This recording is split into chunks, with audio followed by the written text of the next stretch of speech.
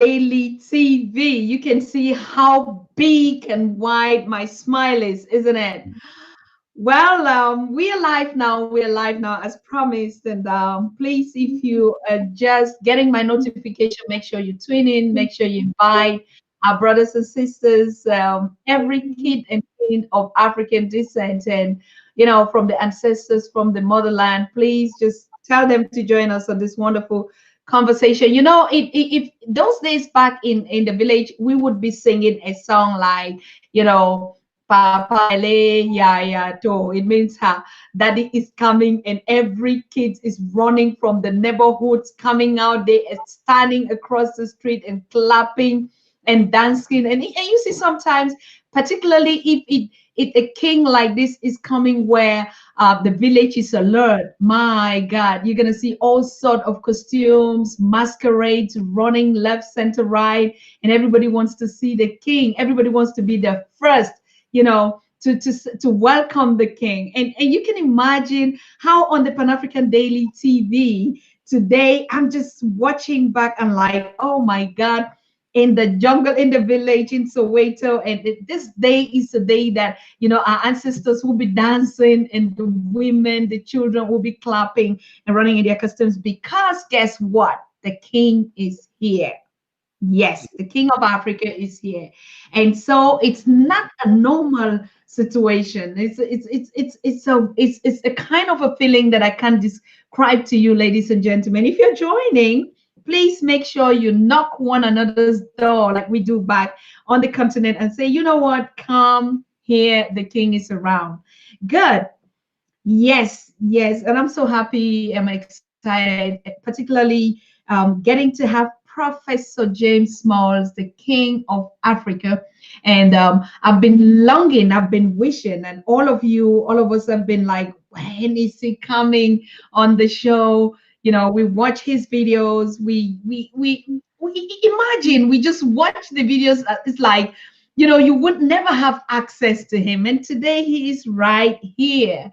He's right here with us, and you can see how the king is posed. You see all the royalties and everything. Ladies and gentlemen, I am so happy to host one of Africa's biggest, greatest, not only a brother, a son, a grandfather, and some would call a son, and some would call, but all just to say, I'm so excited. You see the way I'm trying to find my words, because I'm really, really excited and honored that we are hosting our kings, people that should teach us what we need to know, not the kind of education that we were being taught, or pictures that were painted and given us, and we hung in our houses, and we begin to imagine, the unimaginable. Today, the kings and queens are here, and African sons and daughters worldwide, on the continent and in the diaspora, are the most greatest on the continent, having to get lectures direct from the horse's mouth. It was like in those days in the village, we would sit around the fire, and our grandparents will be telling us stories. Today, they tell us it's because we never recorded those stories. No, we are people that pass our history from generation to generation through storytelling. Just sitting or walking in the street, your father would tell you what you need to know. We didn't need to invent and write names and copyright and whatever on it, because we were not thinking about this kind of trick.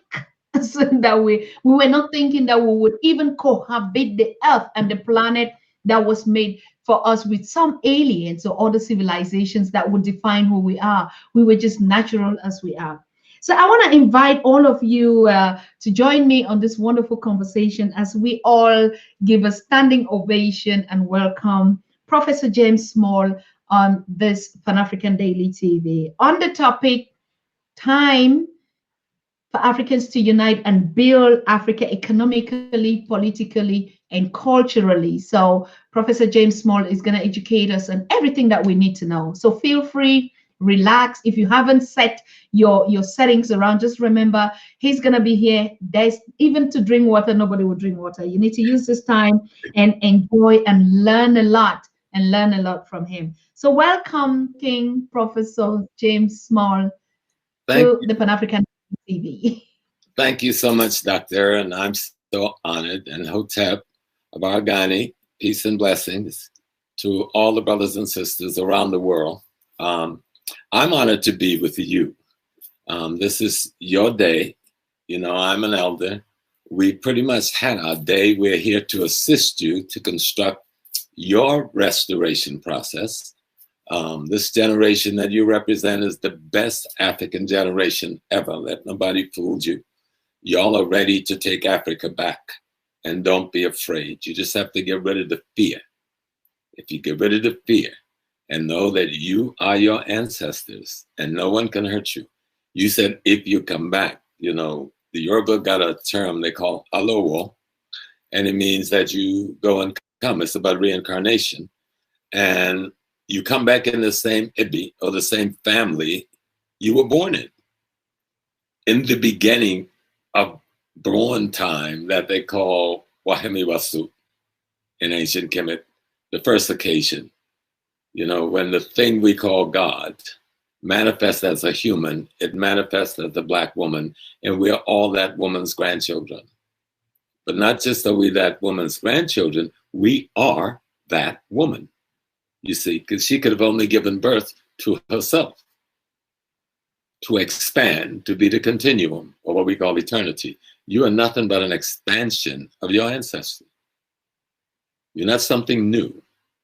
When they gave birth to you, they gave birth to themselves. You're the continuum to expand it to become greater and greater and greater. And this generation that you guys are in, I'm just happy I lived long enough to see you and to see you at work. Because it isn't just Africa. Africa's our headquarters. We're going to take the whole world. Because before any other genetic mutations occurred in nature, in the human species, the whole earth was populated only by Africans, from Australia to India, from Europe to North America, from China to the Vietnam. It was just us. And so other things has occurred in nature. We have to return to our source so that we can properly respond to putting things in their proper place. And wow.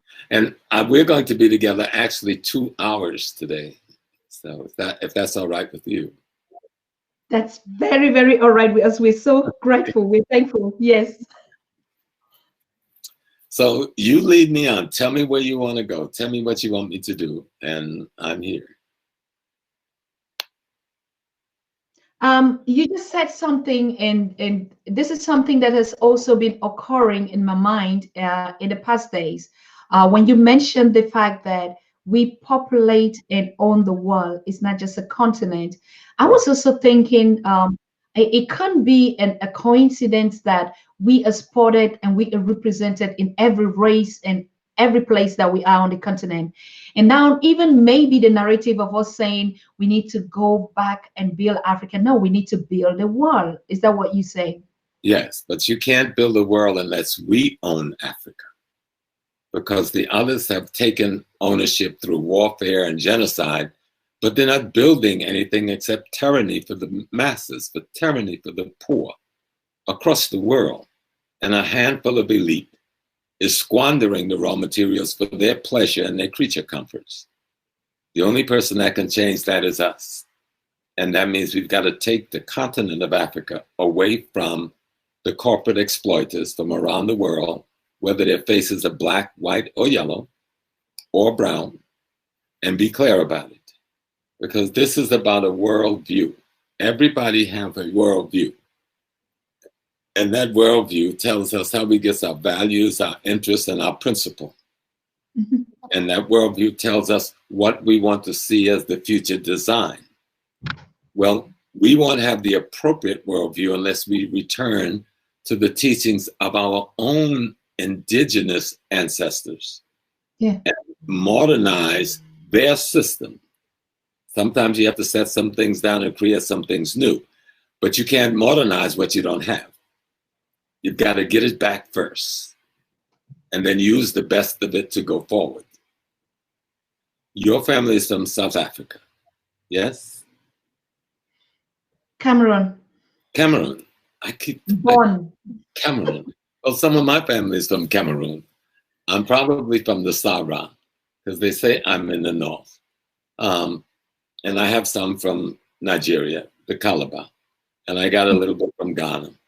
And I'm in school in a lot of these places already. So I have my Ghanaian name, my Ghan name, my Akan name, my Yoruba name, my Kemetic names. But I use this one because these are my most recent ancestors.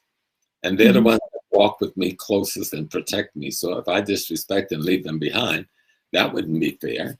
So I name my children the name from the continent. And I name my grandchildren names from the continental language system to bring them back, you know. But this thing is about who is going to control the world. But first, who is going to control Africa? And who is going to control the natural resources of Africa? You know, in your Cameroon right now, between that small English-speaking area and the French-speaking English, we can't even settle that war between ourselves. Every time we think we've got some peace, oh yes, I know the politics. Every time we think we got some peace, the white man throw a little pebble in there, and here we are fighting again. And he, in the meanwhile, he's taking our resources to America and France and Britain. And we walk around in what the world called poverty on the richest piece of real estate in the world. That don't make any sense. There's nothing logical about that. So what is the problem?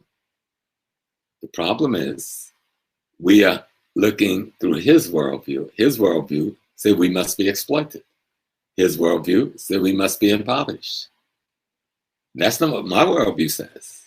My worldview says, I'm the one with the wealth in the ground. I'm the one that should be wealthy. I'm the one that should have the land with no poverty. That's what my worldview says. Now, how do I get to that place? Then I have to find out what have me in this place.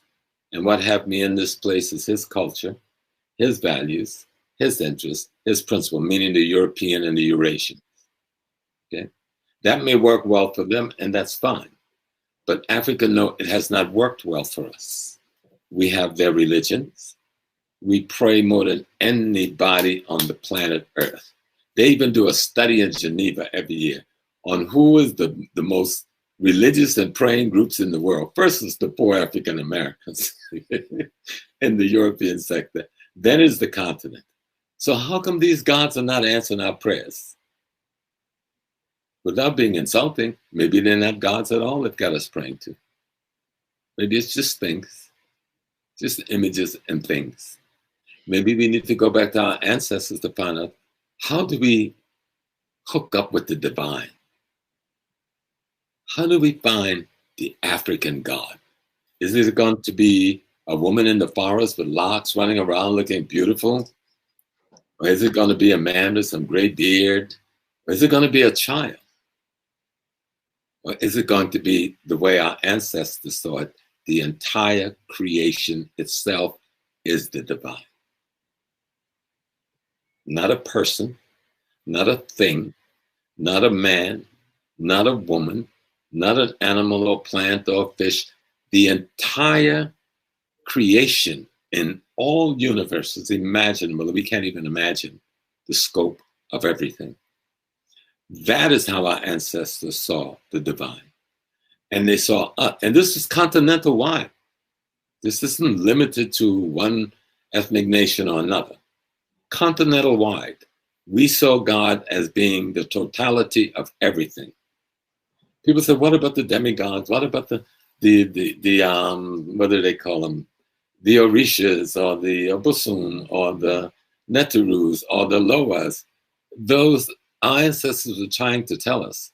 First, you must see the whole. Then you must learn its parts, because the parts explain the whole. The European in his backward sense say you got to see the parts and figure out how you make it a whole. And that's why he can never put together a society based on truth, justice, harmony, and balance. Because you've got to know the whole first. African culture is about the whole. That's why the family is the foundational concept of civilization. A man, a woman, a child. And as far back as we go into our history, you see that symbol. But when we come at it with a white mind, we think, oh, that's goddess Aset, and that's god Asa, and that's god Haru. No, that's the symbol of God. Because without that cycle of the three, everything dies. Everything stops. The two opposites, which is throughout nature, cause and effect, must constantly recreate itself. Otherwise, life ends. And that's what the universe does. It constantly gives birth to itself. And so our ancestors study that. Sometimes their work showed that they'd studied for as much as 25,000 years before they figure out that where all of the stars and all of the constellations and all of the planets reconfigured in the same place their ancestors started watching. And they learned that in that period of time, multiple things happened on cycle based on the location of everything else in the universe. So we created astronomy, and then we created a science called astrology to explain astronomy to the masses. Because everybody didn't have time to be scientists. Somebody had to be the goat herder. Somebody had to take care of the cattle. Somebody had to fish. Somebody had to be in the field. So Africa didn't have priests. They had scientists. And we shouldn't call our way of life African spirituality. We should call it African sacred science, because that's what it is. And we should learn that science again. But I wanted to come back to you. You made a statement about bring you back. Maybe they'll bring you back.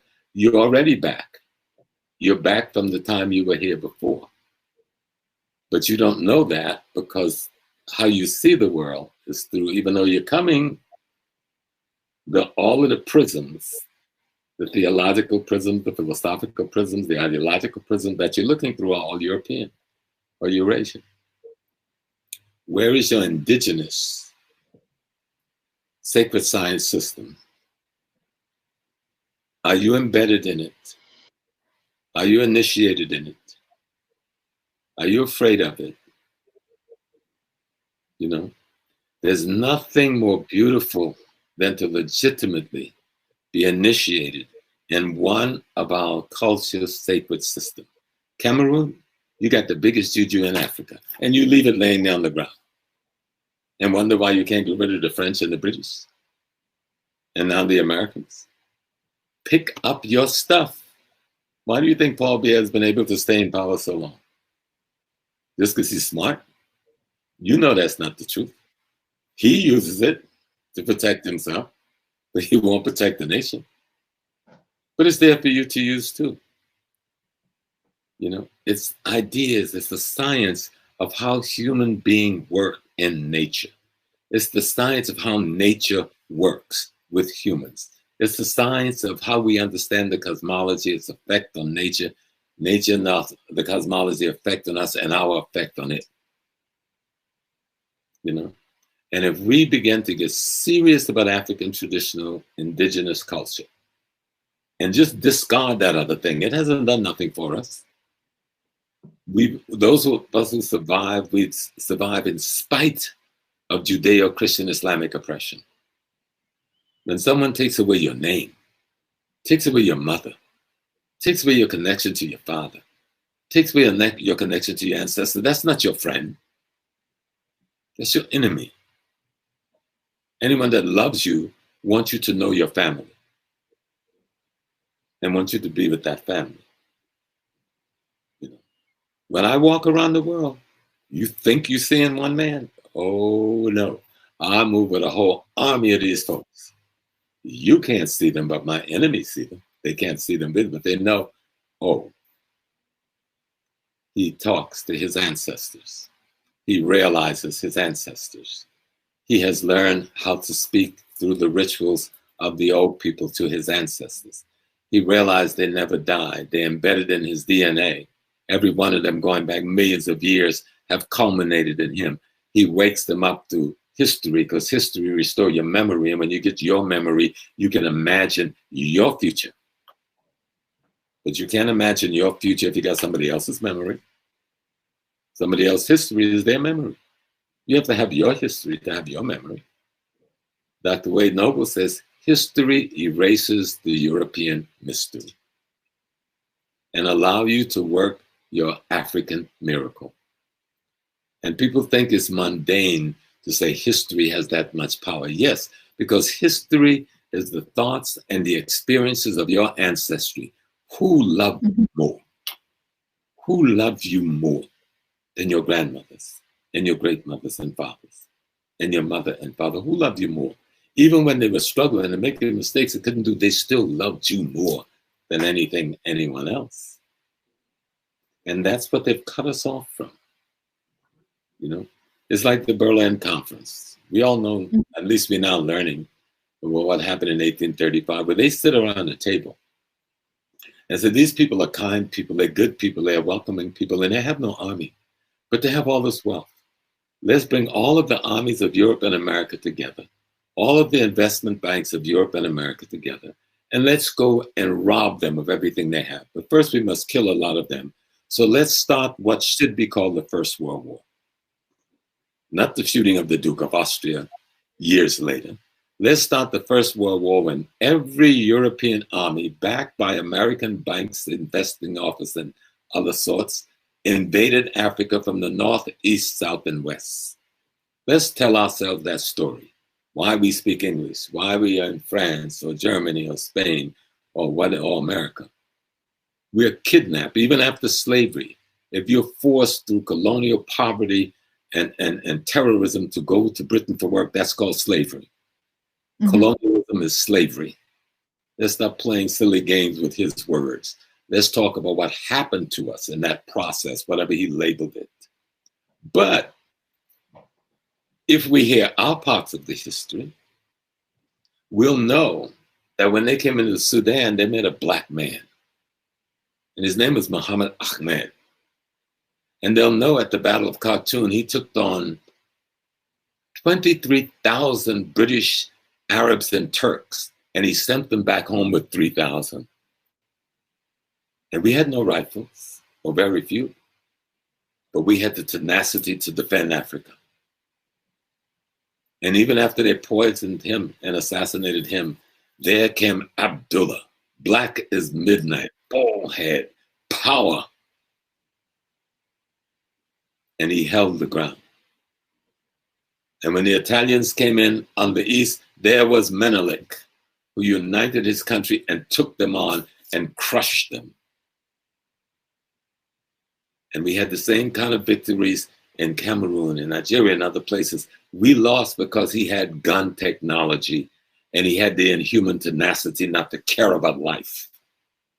And we cared about life, and we didn't have gun technology. And when they got to the south and they took on the Zulu, and Ramata rose up with the skills and the philosophy of Shaka, king of the Zulu, he crushed them. And even when they had gotten a foothold in South Africa, and they thought they could push the Zulu nation even further, then here comes Secheweya. God, Secheweya was so bad. A battle called Islambadan caused the collapse of the British government. That's why Robespierre government fell. They won't tell us that in their history, but no, our history. He brought the Robespierre government down. He killed 2,000 British soldiers in one day without guns. And we can go to every country in Africa, and you will see that kind of resistance. We didn't give them this continent. If it wasn't for the gun technology and their inhumanity, they wouldn't have gained the ground. We would have shared with them if they'd come in peace. We would have traded with them if they'd come in peace. But they didn't, and they still don't. And won't take responsibility for the genocide they've caused. But we have to take responsibility of that body you in, Tata. That may be new, but the you that's in the body is old. You understand me? I hear. Everybody that's listening to me, those bodies you in, those are just new temples. But the you in that body, you were the one in colonialism. Like me, I was the one on that slave ship. I know it. I'm the one that was in the slave dungeon. I know it. You understand? I'm the one you lynch and burn and rape. I know it, but here I am. I got a new house and I got new work to do. But you only understand that if you love your ancestors. You reach back and grab your culture. That's like the Akan Sankofa. Go back and fetch it. Go back in the past and fetch what's yours forward. Redesign yourself, reconfigure yourself intellectually, culturally, politically, economically, and go forward to build humanity again. And not be afraid. Secret to life is to have no fear. Nobody can kill me. They can stop this body. I've already recreated myself 8 times. I have 8 children, and they've multiplied me into 23 more. How can you kill me? I'm already here 23 more times plus 8. How can you kill me? And then the thousands whose mind I've reached and touched, I'm here 1,000,000 times. You cannot kill me. I am Africa. Each one of us is an aspect of the divine essence having this human experience in our own peculiarities. Because it's just plain logic, right? If there's something called a God, and it's omnipotent, omnipotent, and supreme, there's no room for nothing else to exist then but it. So then what are we? Either we are other gods competing with that God, or we are part of that God. Our culture throughout the continent of Africa said we are part of that totality, which is the oneness. He knows, the European elite knows that. That's why he's scrambling to try to find and understand this concept he calls the theory of one. So he can learn it, but he'll never learn it because he doesn't have the capacity to hold spirit. He can be intellectual. He can have the training and skills and the tools. He can do all these magical little things with all of the technology we've given to them. But the capacity to be consciously aware of your being an aspect of the divine and to be able to act that out in normalcy, the mutation has been too damaging to that aspect of ourselves for it to be that. What we did, we gave them systems to humanize them. We gave them Christianity. We gave them the body of knowledge they call Judaism. We gave them the body of knowledge called Islam. They could play the little game about the prophet this and the prophet that. I know the history. When I was even an imam, for 18 years I was an imam. I went to Mecca 74. You probably wasn't even born yet. Then I was al Haji, and I am a legitimate al Haji, credentialized by the Rabat Dalim al Islamim as an imam. But I walked away from that because that wasn't our culture. I would rather be Obunjoko Adebayo, or Nana Kofi Mpansa, or Niahito Okropon. Those are my culture. Those other things are fragments from the periphery of the African sacred science system. But through brutality and inhumanity, it appears they're superior. When you got to murder to beast, that's not superior. Even in your technology, let's just look at America. They got a light bulb, which revolutionized America. And it says some man named Edison, which is a lie.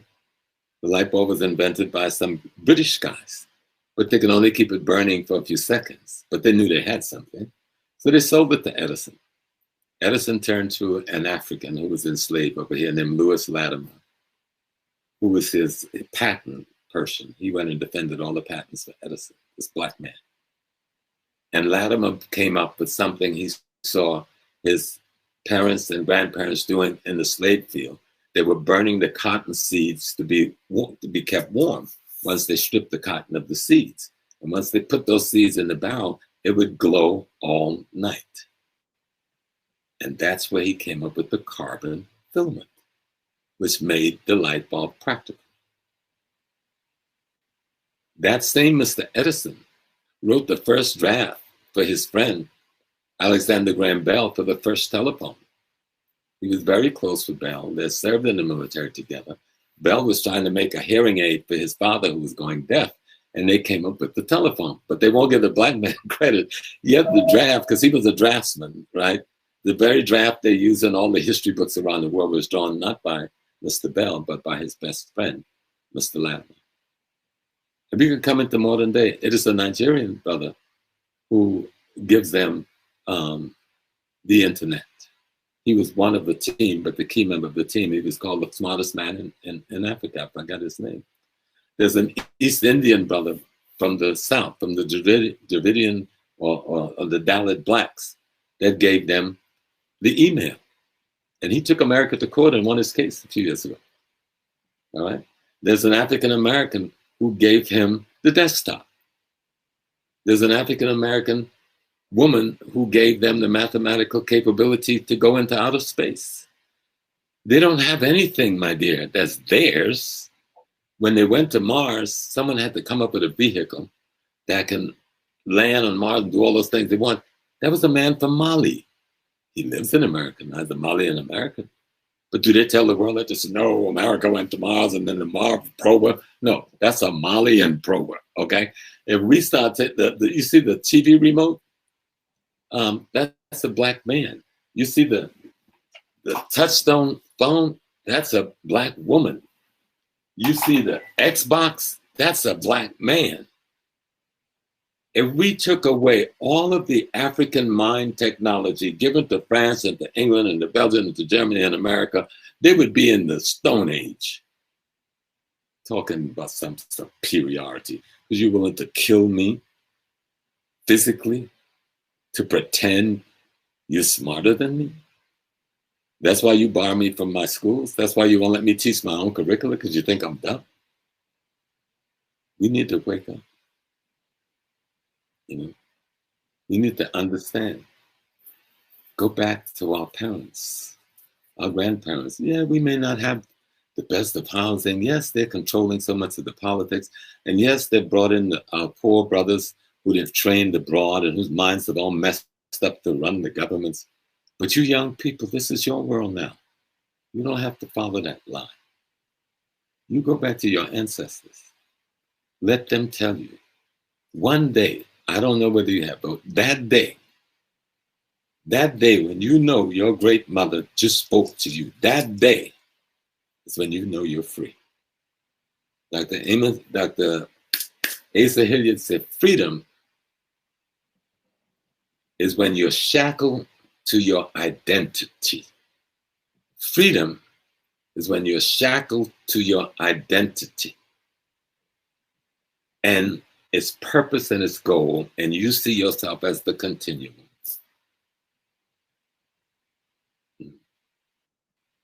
That's called being active. Sometimes, about 6 years ago, I was on the streets with Sonetta. You've heard of Sonetta TV, my boy, crazy Sonetta. And I had to go off on some brothers from the continent and some people got angry with me because I was rugged. Because they were out there siding with the enemy against their own brothers and sisters. Somebody decided about a year ago to spread it all around, but it really backfired because it really caused a lot of dialogue with a lot of people at home and saying, why would a man who's been out here for 55 years fighting for his people make a 2-minute document chastising them? You know? And I haven't just been out here physically, talking. I have been in struggle, both on and off that continent. And when I couldn't be there physically, like many here, we raised the monies. We raised monies for Mozambique. We raised money for SWAPO. We raised money for PIGC. We raised money for Frelimo. And we did other things, me and my generation. So this diaspora and Africans coming together, we were never totally broken. They've always been this back and forth. We just need to escalate it now. Your generation, you got the technology, you got the communication apparatus, you've got the college education, the skills and the tooling, you've got the smarts. We didn't have a lot of that. We had very little money, any control of a real technology. What we did have, though, is that we knew who we were. When Booker T. Washington in the early 1900s called us that first conference, before the first Pan-African conference in London, he called a meeting it was called a Conference of the Negro World in Tuskegee. People came from South Africa. People came from Nigeria. People came from Ghana. People came from Cameroon. People came from Sierra Leone. People came from Liberia. People came from the Caribbean. Nobody talks about it. So we didn't just start talking about we need to unite. We didn't call it that. We didn't call it the diaspora and something. Those words probably wasn't in our vocabulary then. We didn't call it Pan-Africanism. When Martin Delaney was born in African America, but his granddad came from Nigeria, Abeokuta. Him and another group, there was Africans had a secret society here called the Loyalists. And they'd planned to have a civil war before the whites started fighting each other.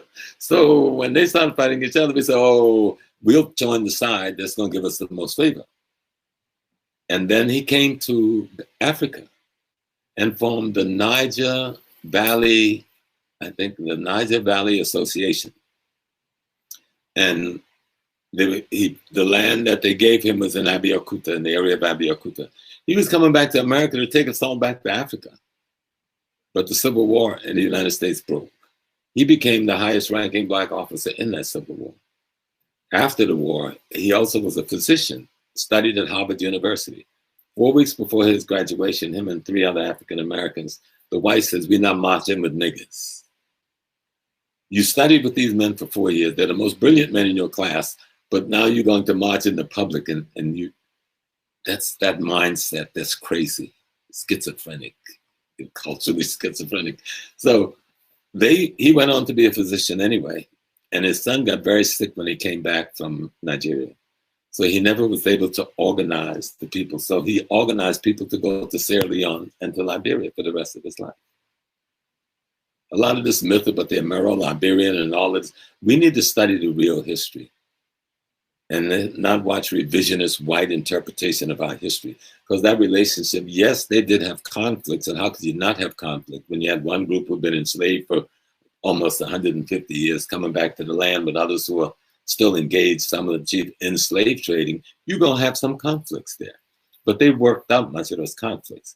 But America, when they wanted to come in and steal our diamonds, you know, when they killed people like Francois Massaquoi and shooting his plane down, and didn't tell you why they went after Charles Taylor for real. They tried to make him the bandit. And so when we study the history for ourselves, we're going to get quite a different story. And it's going to help our relationship heal and bond. History will get rid of the white man's mystery and let us work the African miracle. I'm going to shut my mouth now. That's talking about stuff, you know. It's I'm laughing because you say I'm gonna shout my mouth. Prof, it is like you say, a transition, and I believe we are 200 and how many watching right now, and it's I don't know. There's some words I don't like to use again because they remind me of church, and so I begin to find even words that we use that should not reflect what we used to know those words for. And I think that's a lot more that we will have to work on. But what I just wanted to say is, since you brought that up, hold that, don't lose your thought, put a pen on it. I used to be my grandfather was a Baptist minister, and I walked away from that when I was 17. And I was brutally anti-Christian, but then I go, oh my God, where else did we have to hide Africa except in the church?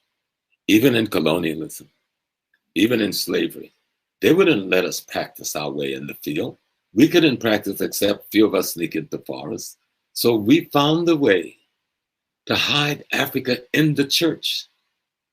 But because we've gotten dislodged from the culture and the language, we don't recognize what we hid. You understand what I'm saying? So it's not all negative. First of all, Christianity evolves out of Africa and got profaned by the Europeans, by the Catholic Church first, and then Luther's movement and the Calvinist movement and so forth, and the Protestant movement, because they didn't understand our sacred science. And by the time they gave it back to us through colonialism and slavery, it is really profane. But we took it and hid our real heart's desires, disguised as his religion. Now, as you young people, What are those dances we doing in the church? We call it all shouting to get into grace. No, look at the footsteps. Take a picture of them with your camera. And you'll see it as an ethnic dance from the spiritual shrines. You understand me? They didn't lose everything. I made that mistake when I was younger. Because they couldn't practice. The Brits wouldn't let you practice your religion. The French didn't want you to practice your religion. Those that had become Islamic didn't want you to practice your religion. So you hid in plain sight in their church. But we weren't able to do the intergenerational transmission of what we have done, neither there or here, for the most part. So now the young people must then study the culture so you can recognize it. Listen to some of the claps, like, and you think they're just clapping to some Christian song, but listen to the drum beat. The clap is the drum beat. Find out where in the culture that drum rhythm still practice. And you go, oh, they may have put English words to the song, but they maintained the drum rhythm of the culture. Wow. You understand? They hid it in plain sight. Now let's learn about our culture so we can go and find what they left us as our gifts. Then you can turn the churches around and still use it to your advantage, like they did in the earliest of days. That's how they organized their secret societies. That's how they protected their women. That's how they kept up the rites of passage for their girls.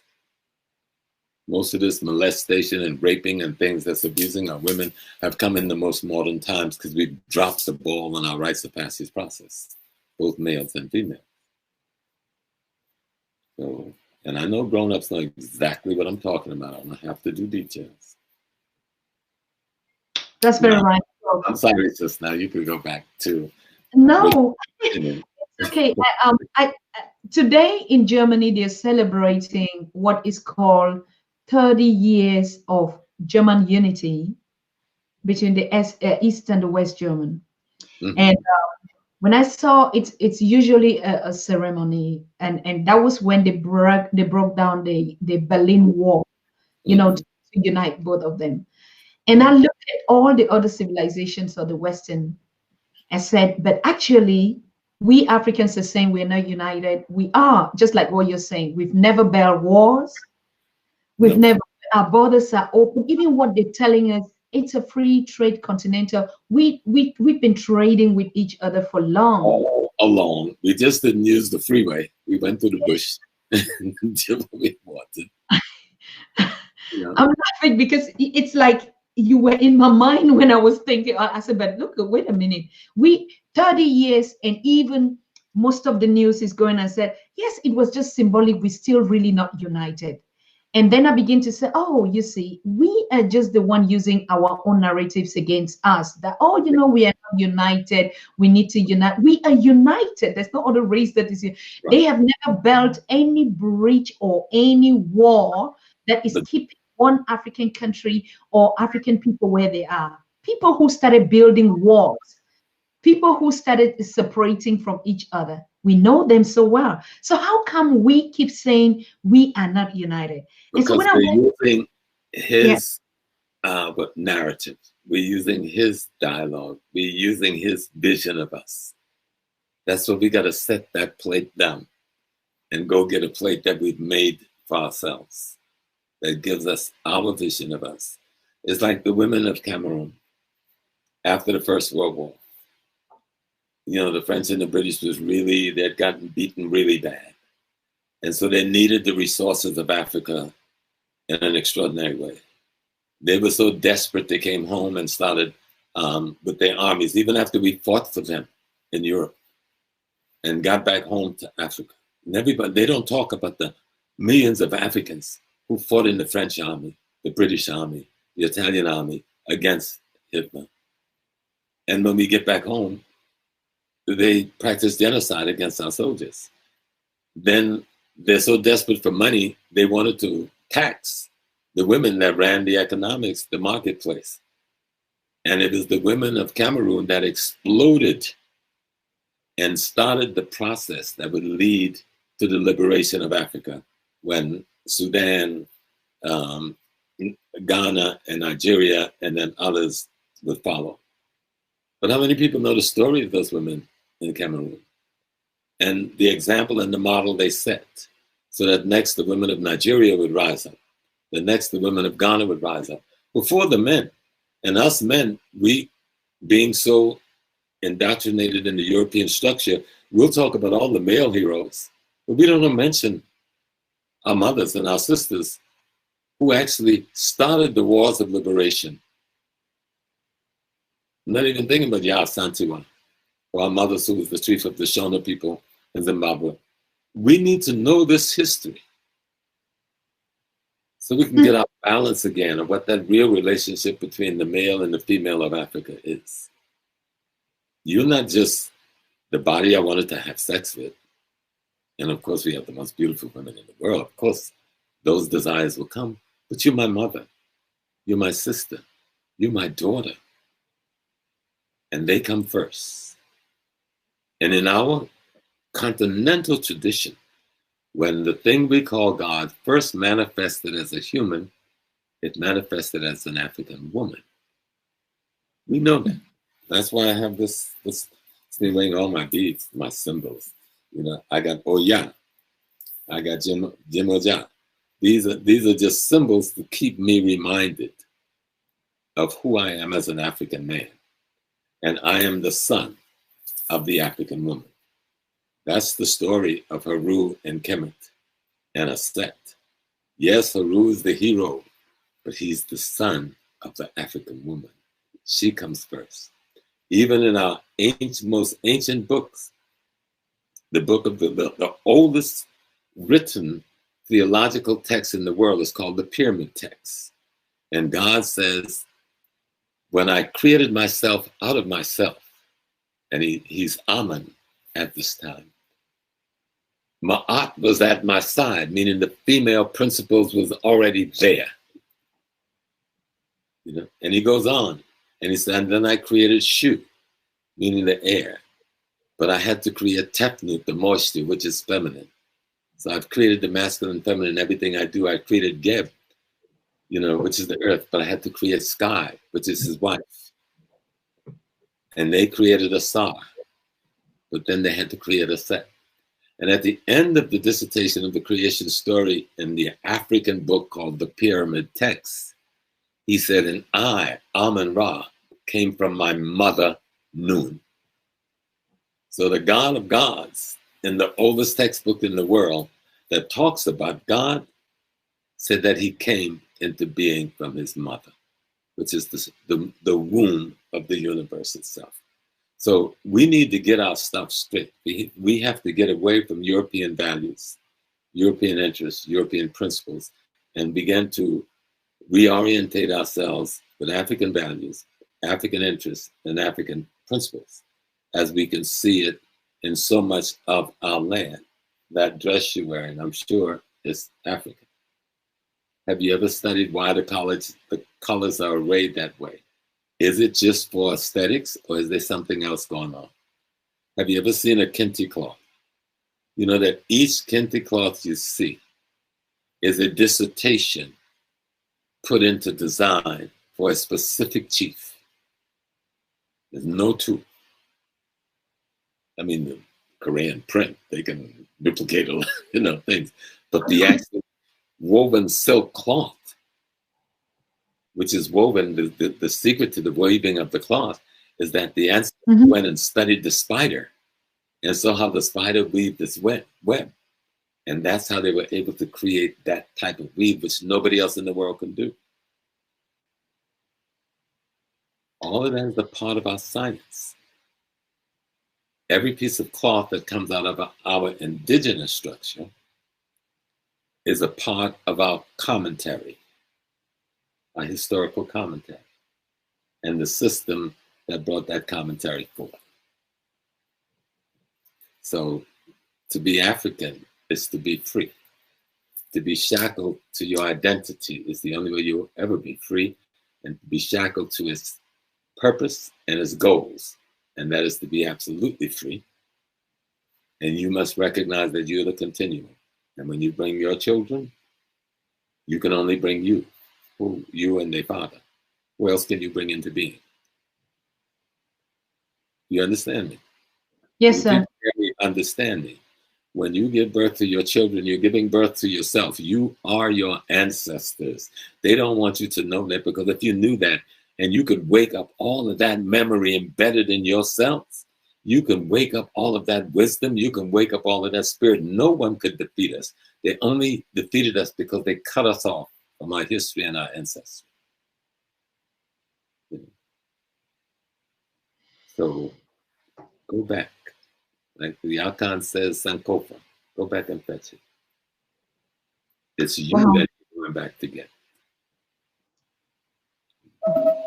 I'm just you're Prof, you're talking and I begin to think how you I don't even know how to say it. We need a reinitiation process. Do we need something like that? How are we going to? I know most of us are watching now and thinking, what is it that we need to do to go back? Just with our mind, is it enough?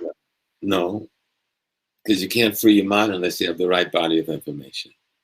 But you do have to start studying history.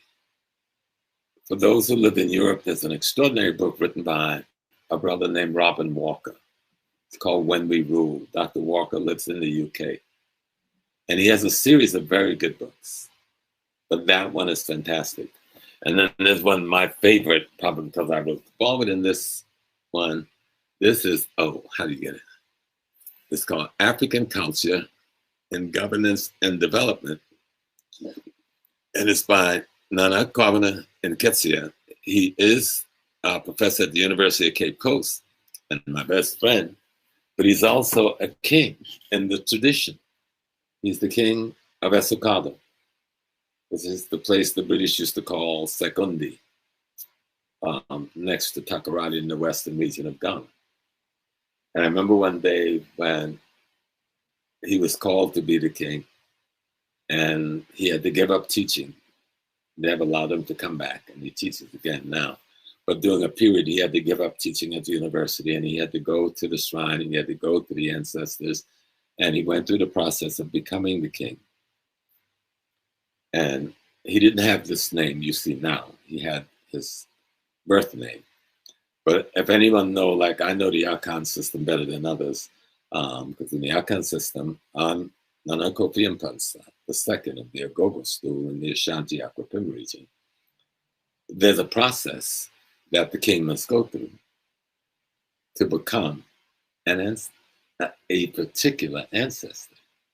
And so you go into what they call the stool house.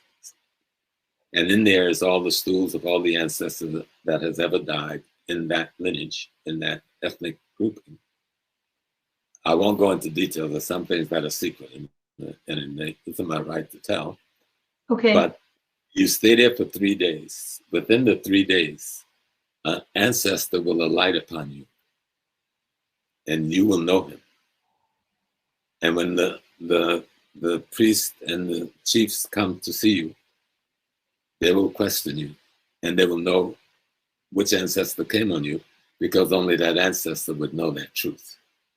And then you become that person for the rest of your existence as a continuum of that greatness.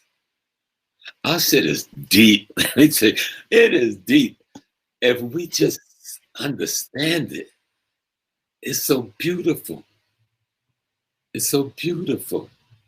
And then when he comes forward to meet his people, as this new spirit come back to sit the throne, they know.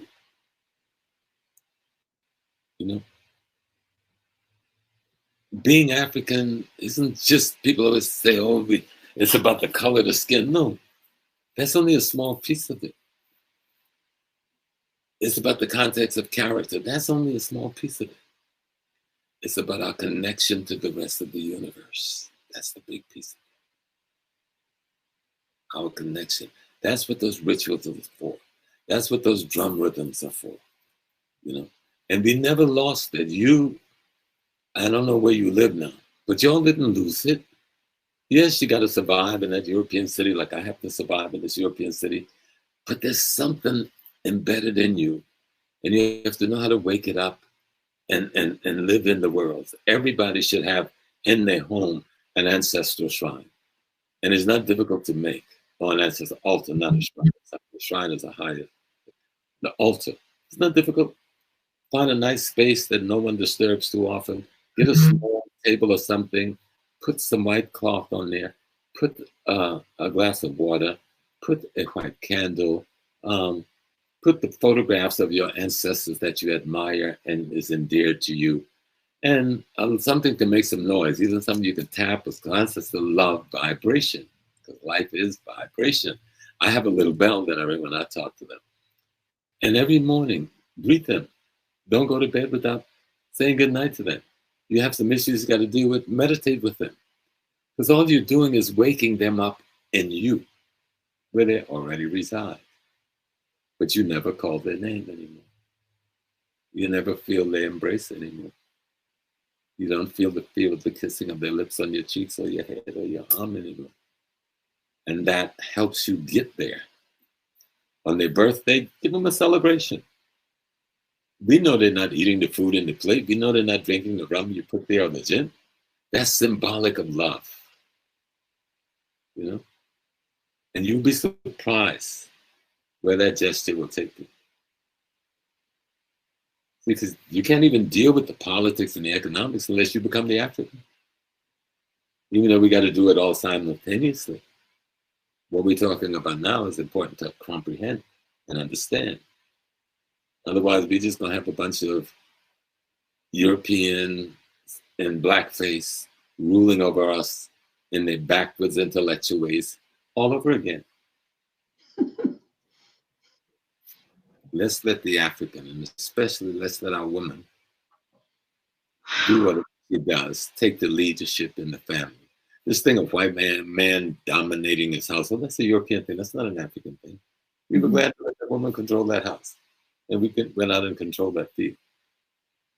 It makes sense. The house is the womb. That's where things get nurtured and is grown to go out to the world. Men can't do that. We can assist and to make sure that's protected. But we need to know our roles. You know, they got us confused and roles and genders and everything, and we falling for all the craziness. No. I love my ancestors. I take my instructions only from them and the divine itself. I take my instructions from nobody or nothing else. Period. Wow. I'm just laughing because this is the day of the resurrection and the renaissance that we've been talking about. I think it really had taken them so much time to accompany us on this journey to meet. I say we're meeting now at the rivers, and I don't know how to say thank you, but I think we say thank you to them that unite us and bring us. I believe every single word, ever since I begin to think that if I call my name Amy, and if there is a God that is not my ancestors, can never understand that name. So that's why they gave me Susan. Because if I call Susan, then somebody that is not my ancestor understands the origin of that name. Let me help you again. Stop right there, put a pen, because I don't want you to forget where you were. Susan is a Hebrew word that comes out of the Medu-Neter of the Nile Valley and the African Canaanite system of Northeast Africa. And it means flowering, to grow. Does that describe you? Okay. They've stole our stuff and put their labels on it. That's why you got to study history. You get rid of his friggin' mystery. And you can work your black miracle. So Susan is an African name? It's a Hebrew name. Hebrew is an African language system. Comes out of the Medu-Neter of the Nile Valley, Egypt, and the Canaanite civilization, which was a black civilization. Okay. Many of the people, you come from Cameroon. The largest tribe in northern Cameroon is called the Sara. You know what that word means? They're the children of God, the children of Ra. They migrated there from the Nile Valley, Egypt. The people in Ghana, they call themselves the Ga and the Adangi, and the Ada and the Dangi. They come all the way from the Tigris Euphrates. Okay. They lived in Canaan and lived in Egypt for hundreds, if not thousands of years before the Turks and the Islamic movement drove us back to our ancestral land in the West. History will erase the black man's mystery. There's a book it's called Jahiz. Jahiz, where is it? J-A-H-E-Z. Jahiz by Jahiz. It is about an African man. He lives in Iraq, in what is now Kuwait, in the 8th century AD. He writes 9 books. Today we would call them 9 long essays. The most important one of the book, look at the title, 8th century, the superiority of the black race over the white. 8th century Iraq, an African man is writing this, Jahiz. Get that book.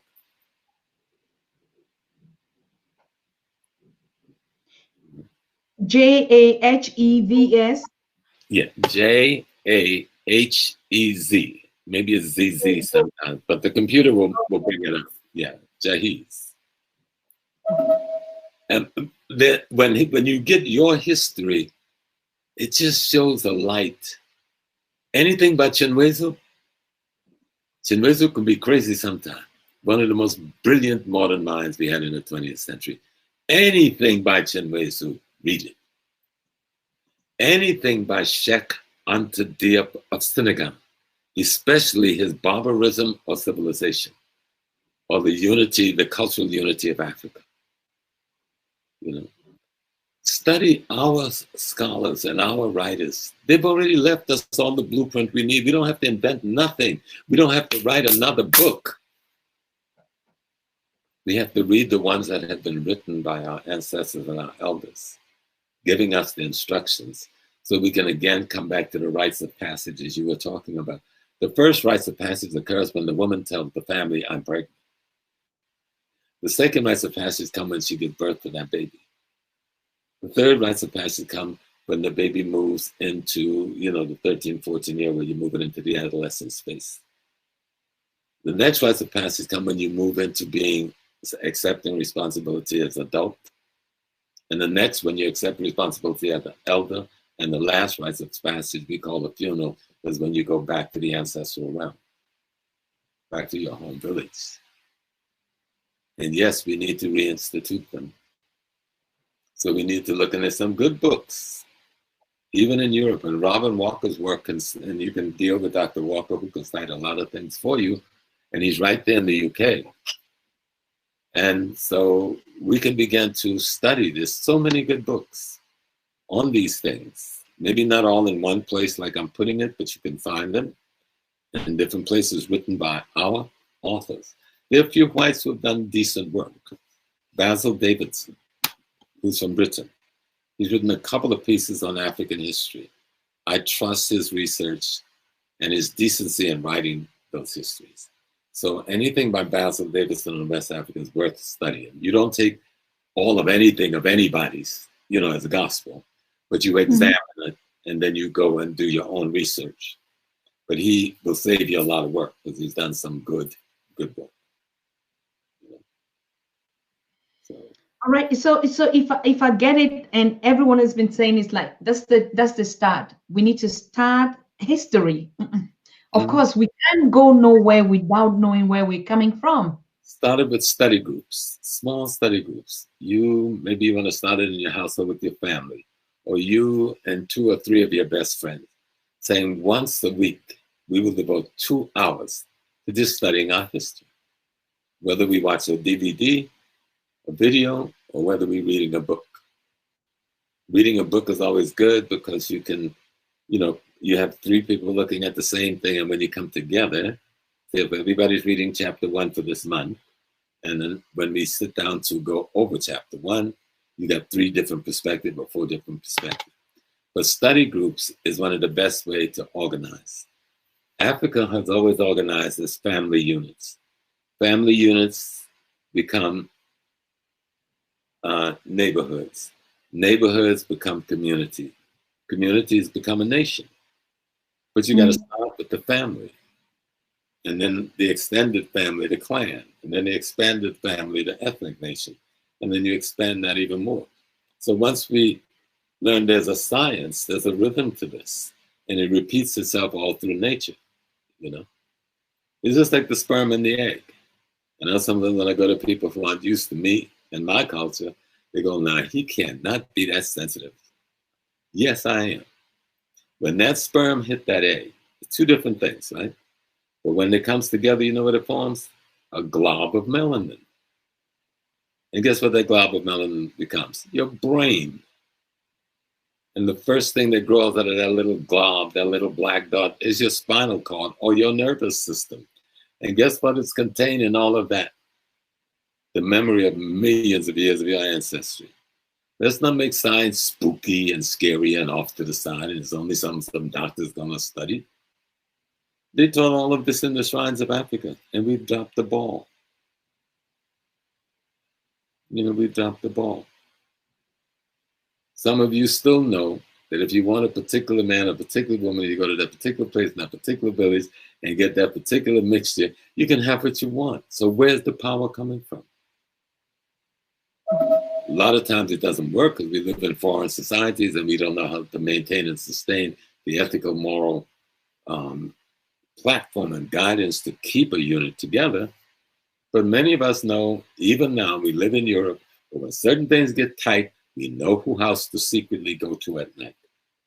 Yes, we do. Mm-hmm. Go to the doctor and things ain't working, you know who house to secretly go to. So let's stop playing. We know we never threw it away. They've made us afraid of being who we are. You understand me? You do, don't you? Yes, sir. Yep. I mean, you just saying it, and I'm looking like we have to. Yeah, but of course, that's what they do to us. Look at the gatherings that we say, okay, we're meeting for meditation in the church. Why can't we use this space to educate ourselves? But of course, now I'm saying, even on the Pan African Daily TV, how many of us are watching? Almost 300. We would have been studying some history, so we're going to put that day on Wednesday, and we are going to just be studying only history on that Wednesday. Read a book, share the comment. We can divide even the chapters and the topics, and we know that you're still here to give us the guidance or questions even when we come. These professors you're talking about, even the ones in England, in UK, which are just neighbors, and even the kings on the continent. Why not? If you don't learn who you are, when you look in the mirror in the morning, right? Male and female in your birthday suit, who are you seeing? You're seeing you, unmade up. You know, when we're going out, what do? We create a disguise. We call it makeup and dressing, but it is a disguise. This false being. And everybody admires the false being and is attracted to the false being. And then you're trying to build relationship with two false beings. Isn't that crazy as hell? Right? And we don't think of it.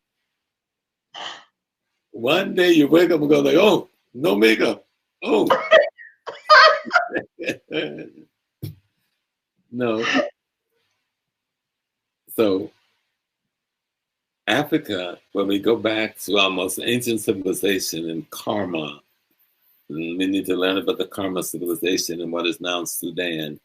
It is out of the karma that we get an Egypt civilization. And we get karma out of the Congo and the Cameroons and with the Twa people, the tiny little people who still live. We don't even respect them. That's the first manifestation of our ancestors as the Twa people, the little people. You know, we need to go back. You know, in Ghana, my teacher, Nana Afuasa Afriye, who is not an ancestor by 3 years now. I think this is the 4th year of this year coming. And Nana was 101 when she left. She was at 101. She was more sexy than any of y'all young people. Nana was just so beautiful. She could outdance any of you. And they called the Twa people there the Motia. And when she had her big Akwasidae, that's when we celebrate the ancestor at the end of the year. We have multiple Akwasidaes during the year for the family, but the big Akwasidae was always at the end of the year. The Motias will come from the forest in their villages, And we would be in that courtyard dancing, dancing, dancing. And I was always blessed because I was one of the few people who ever listed beside Nana, you know, besides her birth children. But those people we call, the white man called the pygmies, they are the first manifestation of the African human on the planet. They're the ones that built ancient Egypt, the foundation of it. If you look, you'll see even Osiris is the Twa people. The god Best is the Twa people. All of the founding gods of Egypt are all little people. Which tell you that civilization comes out of Congo, out of Cameroon, out of Burundi. Wow. But history erases the white man's mystery, and if you see your miracle. He done chopped that shit up, throw it in the salad bowl and mix it up and serve it to us. And we don't know what we're eating. We got to study our history. Our history. And study groups. They don't, methods. Prof, they don't leave the forest. They don't, no matter what you do to them, Right. they don't leave their habitation. Now you see all these charlatans, these aliens going and destroying their nature, you know, and chasing their animals. But the ones in Cameroon, the pygmies, they don't leave. Even when they come to the city, they rush back home because they polluted. They live at one in harmony with nature. Yes. You heard of this concept they call Ma'at out of ancient Egypt? Mm-hmm. They created Ma'at. You understand? Truth, justice, righteousness, harmony, balance, and reciprocity, not only with yourself and with the other human, but with nature itself. That's African culture right there on the heart.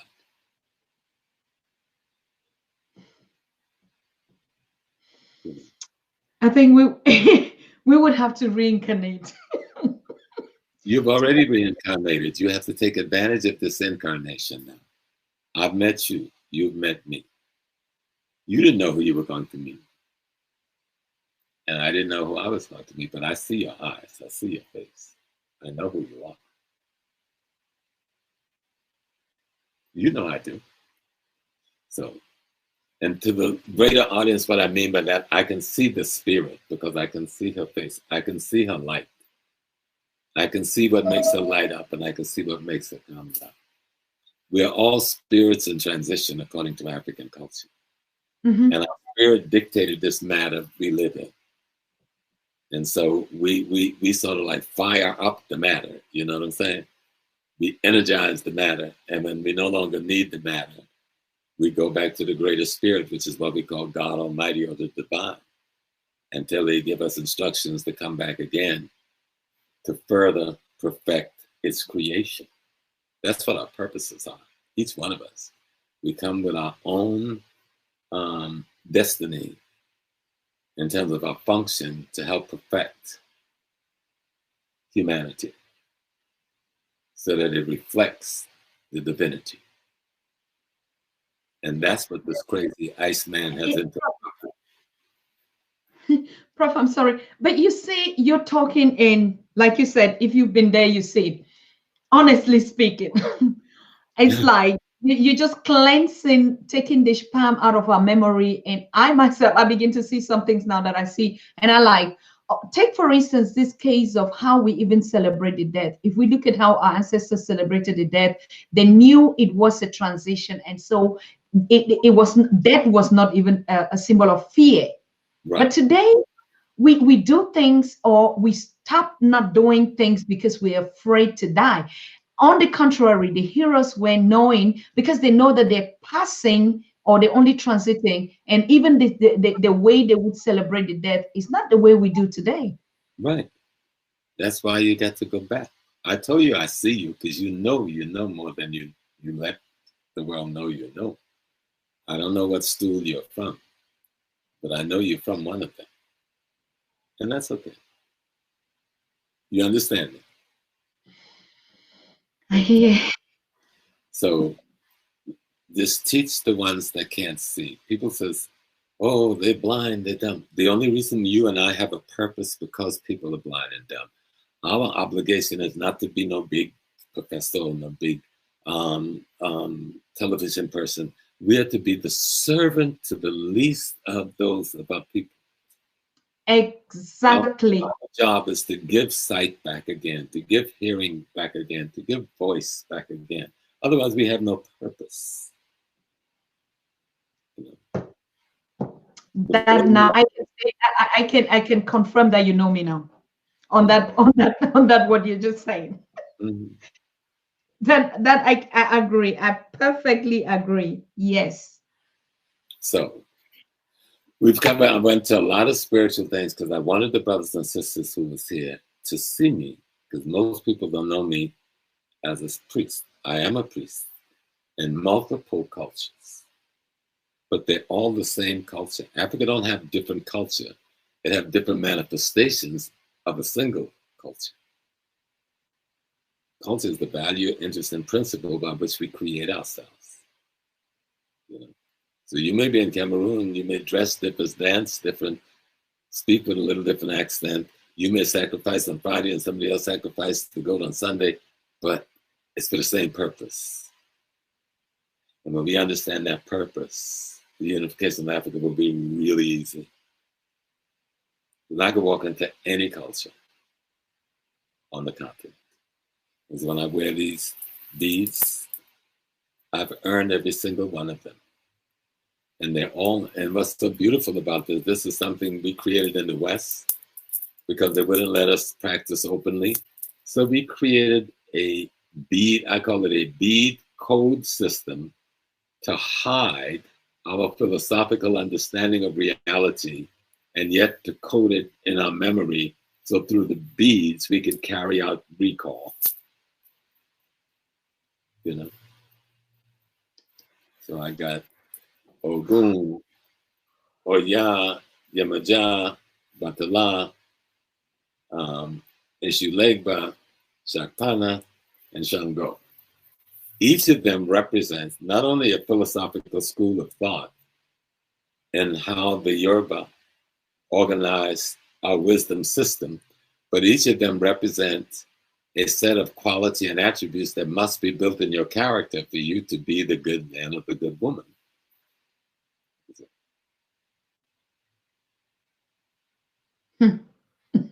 All content has intent, and all intent has content. Remember that. How did they do this? When I sit sometimes as like, how could a whole greatness be replaced? How could They, let's they say didn't replace it. They didn't replace us. They blocked our memory. When just take the Yoruba, there was no Nigerian during this enslavement period. But those rites of passage is where you get initiated into the deliberate teaching of the ancestral wisdom system. And so you get scratches on different parts of your body and your face. So the next man who sees you know that, oh, he's in the 10th grade or the 12th grade, or he's got a bachelor's degree, you understand, or he's got the master's degree in terms of the wisdom retention. So that's how we recognize it. The people say, oh, they scarring themselves, they scarification. It was way beyond that. All right. Each of those scars told the onlooker where our training level was and who we are in the process. And so when the Yorubas was captured in the different places they were in the West, they had a term that they used that the white man didn't understand. So they would say, look on me. You belong to me. I belong to you, based on recognizing the scratch of the scar. You just thought of the babble. So when they got to places like Cuba, they organized their traditions and they call it Lukomi. Lukomi means this is how we will retain through using his religious construct, our religious reality. So studying the history takes away the white man's mystery and lets you work your African miracles. Dr. Wade Nobles taught me that one. Okay, Yeah, I see some comments like, Susan, when are you going to open the lines? The lines are open, but one thing I want to remind you today, I'm so happy. I know Susan is not a European name, and probably these are still the blockage that they blocked a lot of us, and we begin to distract actually the reality of who we are by putting some certain characteristics that, I'm not this, so I'm not acting like this. It's still a distraction. It is Right. still an illusion. But that's why it's so important to study history, study language, all languages, all the European languages. Martin Burnell, 2-volume book. What was Martin's book called? Martin Burnell. But remember the name, write it down, Martin Burnell. He wrote 2 volumes of linguistics. All European languages come out of Africa, all of them. They may have a few little babble and dabble right there that they had made up in the mountains and the caves. All European language can be traced to an African root, all of it. All of it. Wow. What? That's why they don't want us to know who we are, and because if you know who you are, you know who they are not. What? When you talk about etymology of a word and you follow the word back, the word's going to take you to some place in order for you to find its genesis. All of it will take you back to Africa. Study Martin Burnell's work. They tried to discredit him, beat him down, but it didn't work. Martin Burnell. And Medunetia, or what we call hieroglyphics and Canaanite language. That's where the Hebrew language comes from. That word you have there called Susan is a Hebrew word that means flowering. Oh my God. Prof, I know I'm still gonna, I will still hook up with you with all the list of the books that you give, because I need to share with the audience when we start these studies. Okay, let me pick up these calls that start coming in. Yes. And so you can relax and drink some water and take questions and comments as well. Hello. Hello, Sissy. Hello, bros. How are you doing? As you can see. Wow. Yes. Please, let me just advise. I know the calls, I already see them coming in without even starting the calls. Please be patient. And if you call, keep your question or comment a little bit short so that the others are. I see we're getting more than 30 now. I haven't even opened the lines. Please be patient. Yes. Be patient. I'm talking to the callers. I'm talking to the general audience. Professor Small, I have read his books. I've watched his videos, and I know that he was part of the Hidden Color. I watched the Hidden Color, part 1 to 4. And I know he's a very knowledgeable man. And I'm happy that he's here. I mean, nowadays, I can only thank you, Susie, for bringing all those that me, myself, I've learned a lot.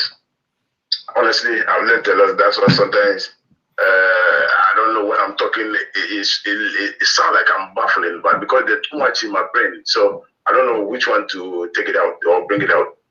This, Papa, I know him. And with many others, Roku Sahidi. One or another brother like that. But okay, what I want to say to add what he has said is because I'm personally I'm a Akan. I'm from a hinterland, precisely, and I know exactly what he's saying. And Nana Nketia, the third, currently there, is my grand uncle. Oh wow! That's where I come from. So now you're claiming that you and Prof. James now I knew your uncle. Related. You see? I knew your uncle. I met through John Henry Clark, Dr. Clark. I sat on his porch and ate many years ago. Yeah, and there for 3 days, and the ancestors will come and reveal themselves to you. I know about all of that. In fact, my mother's father was a king, so my come from the royal background, and he know that when it comes to the Western region, all the chiefs or the kings that were there were slaughtered by the Portuguese when they came there. So they killed from the baby to the anybody that related to the royal household were massacred, so that you don't trace anybody. Here we are today. We're talking about this. So I mean, what he's saying is in my heart. Seriously, it's in my heart, because I come from precisely Takrady, Singili Takrady. I was born and bred in Takrady, and all my ancestors, all my people are from there. So that is my raw clay, or the that my umbilical cord was cut and it was buried there. All my people are there, and I know exactly what he's saying. I go there every year. My mother knew me very well. When I was born, I was given so much that I have to become a successor of one great somebody, which I don't want to talk of it for the sake of the public.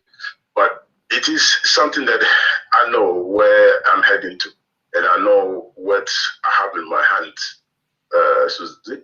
But too much to it. I mean, so you know this book. At appropriate time, things will reveal itself at appropriate time. But you see the book? Tell him to look. I love you. I really love you. I know that what you are saying is 100% true. Only those people that will challenge it or will have a little bit of doubt. But I know that because Nana Katia, the third, is my mother's uncle. So it's my grand uncle. The second in now. Okay. That's where we all started. Anyway, so I thank you very much for bringing Prof on this platform today. Thank you. We thank our ancestors. They're the ones connecting us, honestly. And all of us are going to see that we relate to Prof, because you come from Southern Cameroon. I already know that you're my blood. So we're meeting. Hello. Hello. Hi. Cup of coffee. All the Ghanaians, Akan people are here to greet their priest, the king. Of course. As you know, the other guy said that he's from the Second Takrady, and I am from the New Takrady. Wow.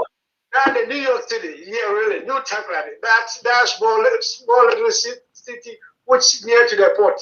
It's there where I port. But my hometown is near to Axim. I say Axim. Near to Elmina. I know Axum. I go to Axum once a year. My hometown. You know. But anyway, let me ask this Mr. James one question. I have two questions for Mr. James, and I have one question for you too, Sister Susan. You know. So my question to you, Mr. James, is have you learned any, Mr. James? We're hearing. I'm here. Yeah. Mr. James, have you learned any language since you are in Africa? This is the first question. I can pass around in the Fanti. I can pass around in a little Swahili. But when it's like I took French for 4 years, but if you're not speaking it, you lose it. You got to go into the culture to hear it and to courage to speak. So I survived, you know. I'm teaching my children so they can do better than me, you know, because I believe everyone needs to know at least one language. Perfect. Okay. And the second question is, how do you preserve the peace which you live in Ghana, combined by the Ghana Charter in United States? Well, I've been a soldier all of my life. I accept that I am at war. I understand how I'm at war, so it doesn't bother me. I'm at war. I grew up in Africa, in America. See, there's this false assumption that we lost everything when they brought us to America. Oh no, far from it. I grew up in an African village. I made my nets the same way the men in Cape Coast made their nets. I used virtually the same kind of needle passed down from my grandfather So when I go to Cape Coast, I can do a net better than any man on the beach. Wow. And my parents carried this, used their head and their rag on their head to carry what they wanted. We lived in the forest. We had a farm and we fish. You call the rice jollof, I call it red rice. You know, and I could go on and on and on. But my grandmother was a traditional healer. We call her root woman. But they are the ones that taught us about Africa. They knew they came from Africa. They were only one generation removed from home. And that's how I knew how they hit things in the church. There was one clap rhythm that they did in the church that used to bounce all through the forest. And I can only remember that one rhythm. So I wanted to buy a drum in the Cultural Arts Center in Accra. And I went to the people were, it was a Friday, so they had gone to Juma, the brothers were Muslim. So I'm playing this rhythm and men start running from everywhere with rocks and sticks. And my companion said, no, he's not trying to steal it. He's not trying to steal it. The rhythm that my people played in the church was a call for distress to come and save them. And that rhythm is still played in Ghana to this day. And they understood that rhythm I played on that drum. So we didn't lose Africa. We forgot where we hid it. That's our problem now. And that's why we got to study history so we can recognize the things of Africa that's in the UK that we brought with us. We recognize the things in Germany we brought with us. We recognize the things in America that we brought with us. Otherwise, you'd be walking on your own stuff and not even know it and thinking it belongs to somebody else. Correct. This is just so true. Yeah. So, Susan, this question goes by. You know, hello? I hear. Yeah. I have one question for you because he said something like they don't want for you to talk about religion.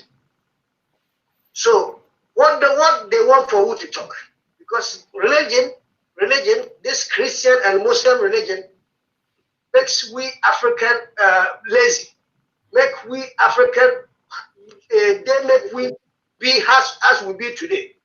So we need to invest ourselves to run from that devil system to go to our ancestral system. So how them they are to shut up our mouth to not to talk about our own problem, because we are not talking about them problem. We're talking about our own problem. So nobody else can shut we mouth that we're not supposed to talk. Correct. No matter how they do, we will continue to talk. Yes. If not true so, then they're supposed to, close all them channels. We know that we don't have no channel, we don't have no, satellite. We get this type of YouTube and Facebook and all those things. But as it can be easy for we, or it can be a public thing. When they say we are in democracy, if we are in democracy, then they must leave us for to talk, because we are talking. We are not fighting with nobody. And one who want to listen, if you not to listen, and one who don't want to listen, he must go in his house. Correct. Freedom and justice. You know? But we gotta, my dear brother, we gotta leave room now for some others to ask questions. Yes. I would make one quick response to that. Okay. Is that our traditional systems didn't go anywhere. You can go into any village in Cameroon, you can go into any village in Nigeria, you can go to any village in Ghana, and you will find our spiritual centers there. Whether you call it shrine, you want to call it juju, you want to call it OBI, you want to call it whatever the white man has told us to call us. He took he have us calling his juju religion, and then he's calling our sacred science juju. No, we got to flip that script and get back on the page. But it isn't like it's gone away. It's there. We need to go home and take our vacations, not going to their beach and stuff. Take your vacation to your home country where your grandparents came from, or your parents, or even some of you were born. And then go to the village and meet your grannies and your aunties. It's all there waiting for you. True. Correct. All right, we'll take the next call. I think it's from Antigua or Caribbean. Hello. Yes, good afternoon, my sister. Good afternoon, bro. And I don't even know how to address him. Oh man, this is a giant. This is a giant. Okay, my question is, how do we demystify the Africanness? How can we take away the evil that has been associated with Africanism? Because many of us are still afraid to acknowledge Africanism or the Africanness as the. And let me stop there, as the. Right. Well, that's what I come back to history. Yes. History. See all those faces looking at me back there with the Cora? History will wipe out the white man mystery. Let me tell you what I mean. If you were to study our history, the history of colonialism, the history founding after the Berlin Conference, all you would find is Christians and Muslims carrying out genocide against African peoples for a couple of thousand years. So who wants to be worshiping under an order of things that murdered and raped your grandmother and murdered and raped your mother and castrated your father? But if you don't know the history, you think they came and saved us. But the history will tell you what they really did to us. And they did it in the name of these religions.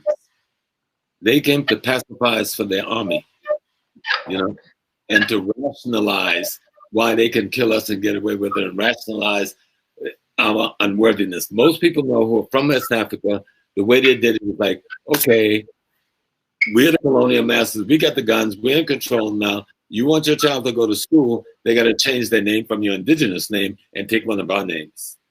First thing. And then when they get to the school, they can't speak your language because we're going to use the block system. If this one speaks the language, you pass them the block. And by the end of the day, whoever is holding the piece of wood, we're going to beat them. Psycho-spiritual terrorism. This is what they did, the nice, good Christians. They ran all the schools and all the churches.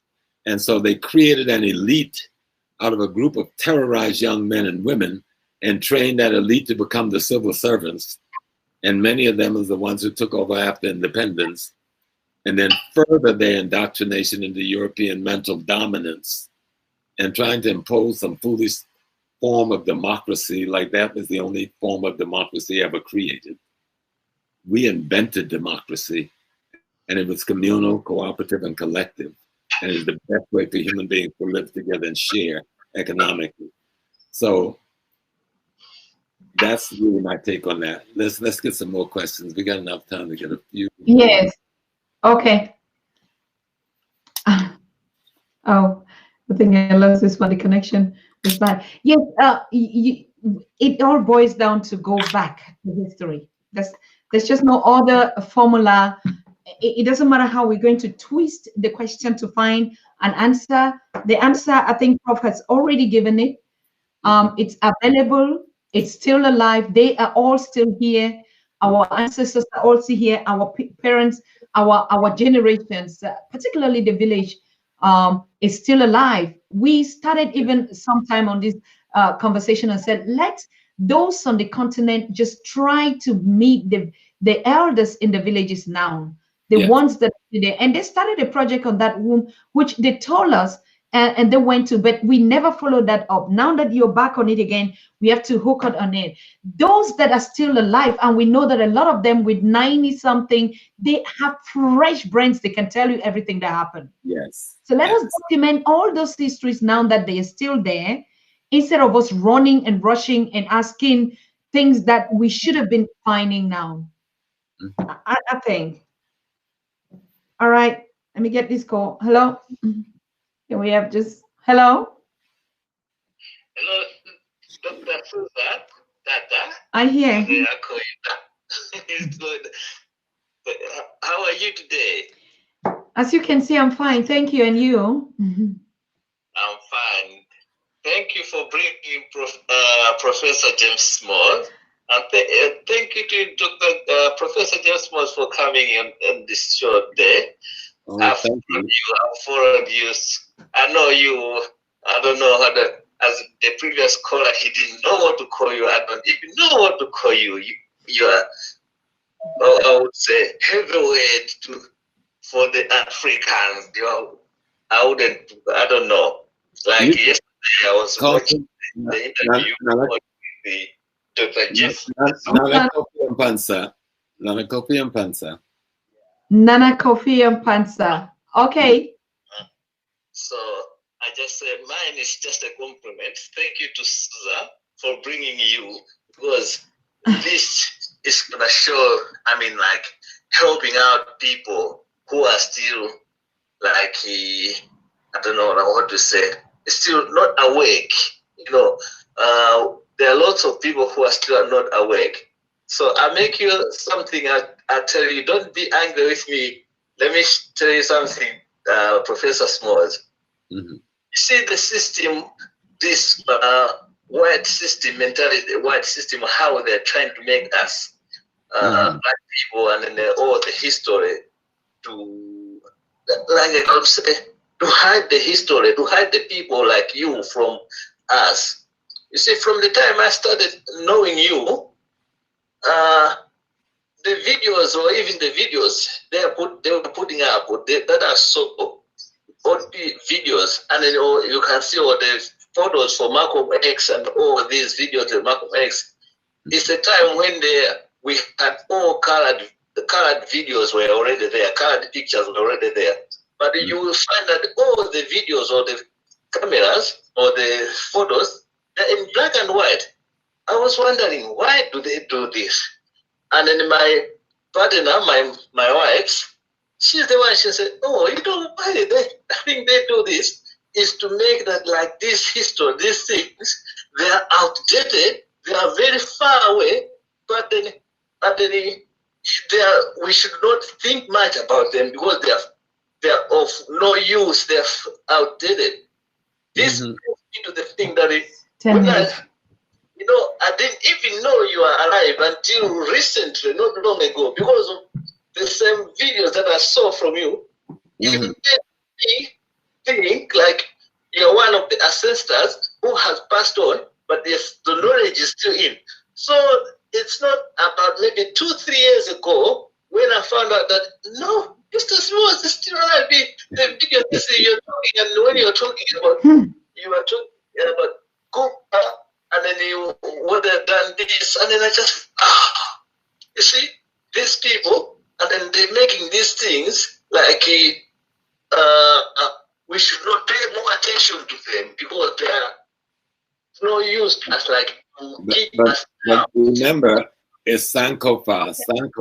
Go back and fetch it. Go back and fetch it. Constantly going back.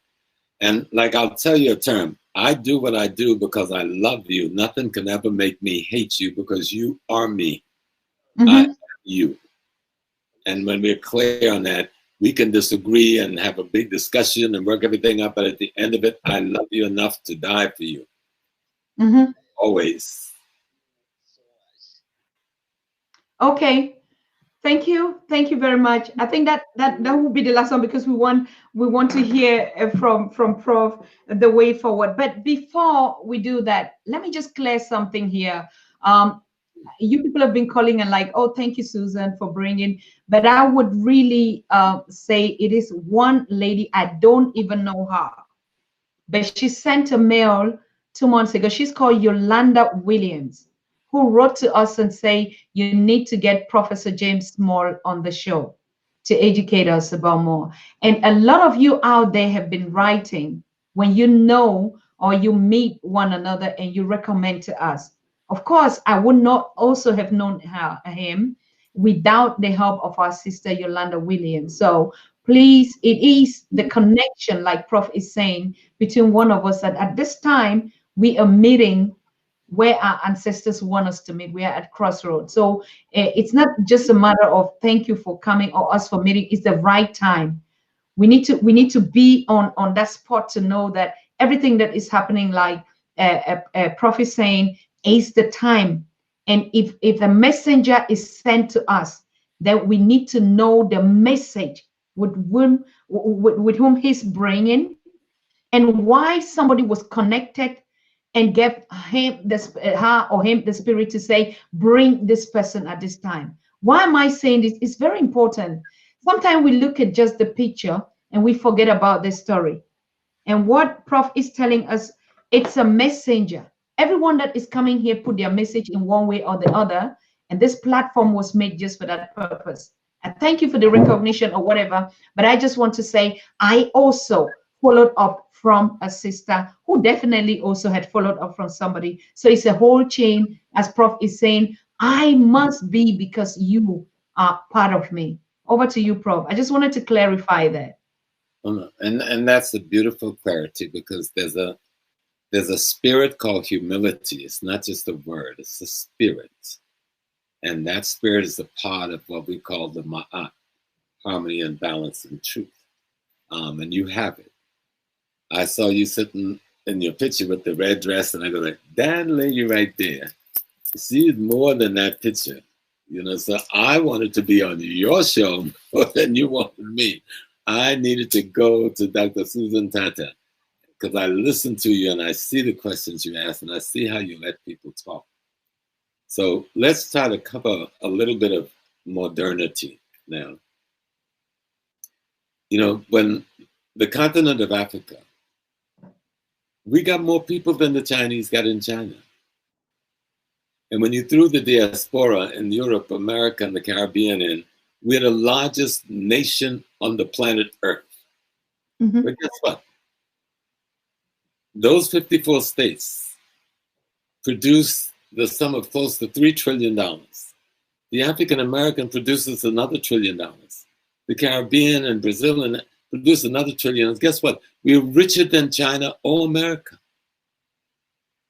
But if you don't know it, it means nothing.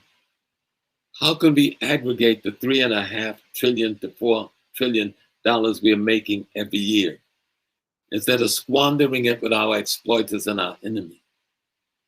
That's why culture is so important, because that's your glue. Our population is larger than anyone in the world. When the COVID started, every news station, oh, Africa's going to be wiped out. Oh, Africa's going to be decimated because it's underdeveloped. Well, guess what? We have suffered less than any of the nations of Europe or Asia. Do our ancestors know something? Do our people know something? Oh, they laugh when we take that bush to get rid of malaria, or to keep from getting malaria. They laugh, oh, why don't they buy a nice little pill in a nice little plastic bottle with a label? No, they eat some bush. But the bush still got me here. You know, the first thing I did when COVID, when I came, I just got back from a funeral in Ghana, my Nana, and I got back and this COVID thing hit. You know, my first thing, I pick up a telephone, I call Ghana, I say, oh, Nana, do what you have to do to take care of me and my family, whatever that is, and I will send you whatever I can when we get the chance. I wasn't waiting for no inoculation or medicine or I knew right then trouble had come, and I had to call home and tell them, you know my energy, so you know my spirit. You got it right there in your shrine. Do what you got to do. Mm-hmm. You know. So, but economically, we are the wealthiest piece of real estate on the planet Earth, those 54 nations of Africa. And where we have our people in the diaspora, in the German, in England, and Holland, and those places, the United States and Canada, we have created one of the most highly trained technical group in medicine and science of any single nation in the world. But we are scattered abroad because the post-colonial so-called democracies at home don't allow us to make enough living to take care of our families. Mm-hmm. So we have to change that.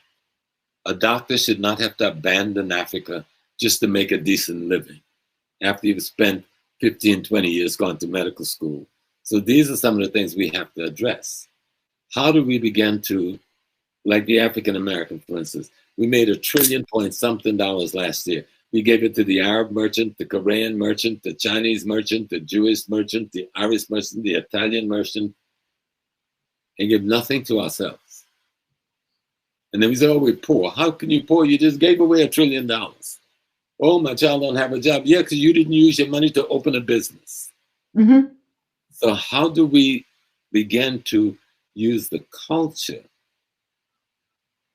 to create another intellectual understanding on how to organize economics? And there's a good book by an African American. His name is Claude Anderson, and it's called Powernomics. He worked in the American government as a minister, or a secretary, undersecretary under President Johnson and Carter. Brilliant economist, absolutely brilliant. That book, Powernomics, he structurally shows us how we can move away from giving our money to the enemy. Malcolm X told us plainly when someone said, Mr. Malcolm X, what does Black nationalism mean? He said, you control the economics, the politics, and the culture where you live. He said, you must control the land, the labor, and the resources where you live. He says, you must be able to ensure that you can provide food, clothing, shelter, and safety for yourself and your family and your friends. You can't do that if you don't control the economic, politics, and culture. We can't do that unless you don't control the land, labor, and resources where you live. The glue that make you understand that you're a grouping is your culture and your history. Because it tells you, culture tells you, you belong to me and I belong to you. Correct. You don't even have to speak the same language to know that. That's why the Indian got a network from Mumbai through to Uganda, through to London, through to Guyana, through to Trinidad and back to Mumbai. Because they understand the cultural connection. You see. The Koreans got the same kind of network. The Chinese got the same kind of network. They're not going to let you into their system. But we allow them all in our system. Mm-hmm. You know? So you've got to get control of the wealth we're making.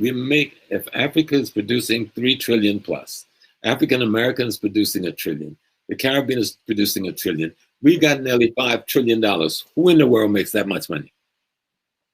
But we're not bonded together. We're not shackled together because of our ethnicity, our race. Race first. Race first, always. One Africa. You know, Malcolm X said a cat having kittens in an oven don't make them biscuits.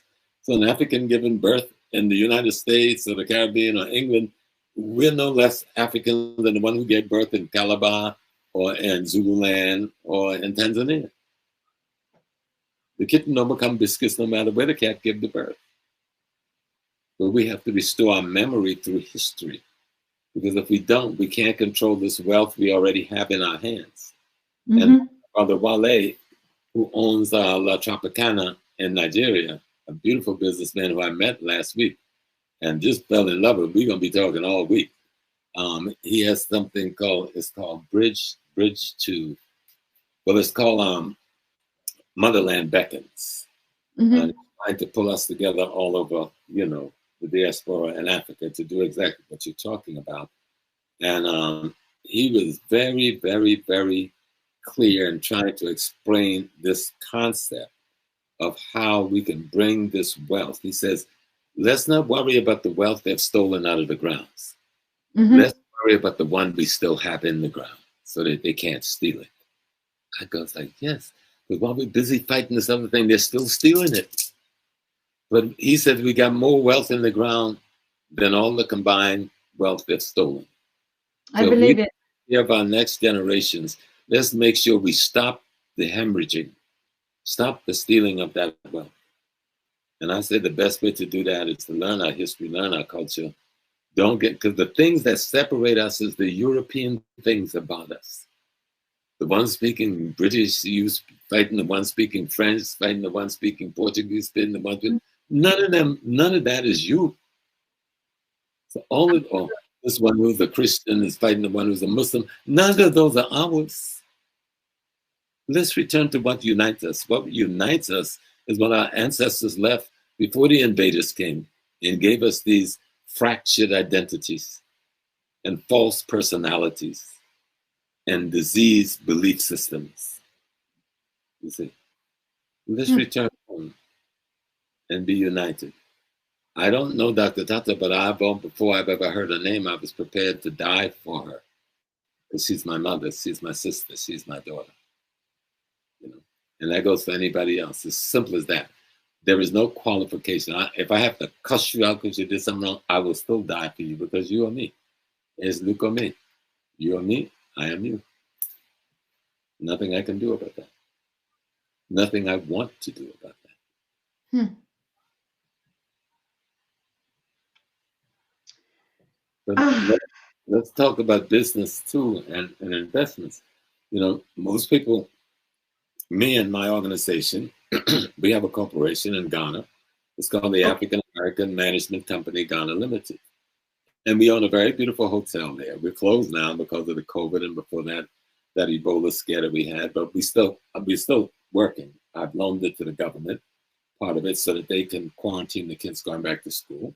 It's called the Sana Lies, organization called the African American Management Company Ghana Limited. And we've owned this project, hotel and conference center, for some 15 years. We also have a credit union that we started in the central region. And there's many of us there. There's over 6,000 to 7,000 African Americans who have moved to Ghana and made it their home. And you've got many who have moved to Nigeria. Gambia looks now like one of the big places people are going towards. Tanzania, we're moving there. And so we've got to tell the story that we're not waiting to make this move. Some of us are making this move already, you know? Correct. And we just want to expand it. We spend money investing in Israel, investing in this thing, investing in France, investing in Dubai. Let's take some of that money from Dubai and Israel and France, and let's invest it in indigenous corporate structural development in the continent of Africa. We've got the money. African Americans, if we just took a couple of $100 billion of that $1 trillion plus, that would be a great step forward if we invest that money in the continent of Africa. And when we do things, this, even for our children in our homes, let's make sure our children can see the pictures of our major capitals and our metropolitan cities. You notice these white people were not, tonight I was shocked because Britain did a piece on the BBC on Business Africa. And they actually showed our metropolis. They showed our skyscrapers. They showed our bridges. I had to run to get my wife. I said, Carol, you won't believe this. Because no matter what they say, they would never show our modernity. And that's been very deliberate. You know, I remember when I used to come back from Africa and I was teaching at City University, and I'd always put up a picture, and no one would ever guess it's Africa. And ask, where do you think my jet plane landed, in the cornfield? Honestly, where did you were saying on the tree? So we need to do more of the imaging, you know, for our people around the world to see our world and what we design of it. And we've got to be more deliberate about making the Africa we want, not trying to take over the Africa they built, which was built to still contribute to their interests. No, we have to think of our next generation to come and our next generation to come and our next generation to come. We have to think of the time, and hopefully very soon, when a class empties at the university, nobody go unemployed, that any one of those students that came out of a university in Africa can find a job in Africa and don't have to die in the desert of Libya or in the Mediterranean looking for work. But that's going to end when we end it. Yes. There's some questions of people asking, what would you advise, particularly the situation where we know that concerning the resources, its politics and the issue of African Union, what is it that the common people should focus on? First, study the history. What is the history of the OAU as it evolves into the African Union? The African Union has its own portal. Go and read the documents. What is it that they've done? What is it that they say they're going to do? What is the 2060 program is supposed to be?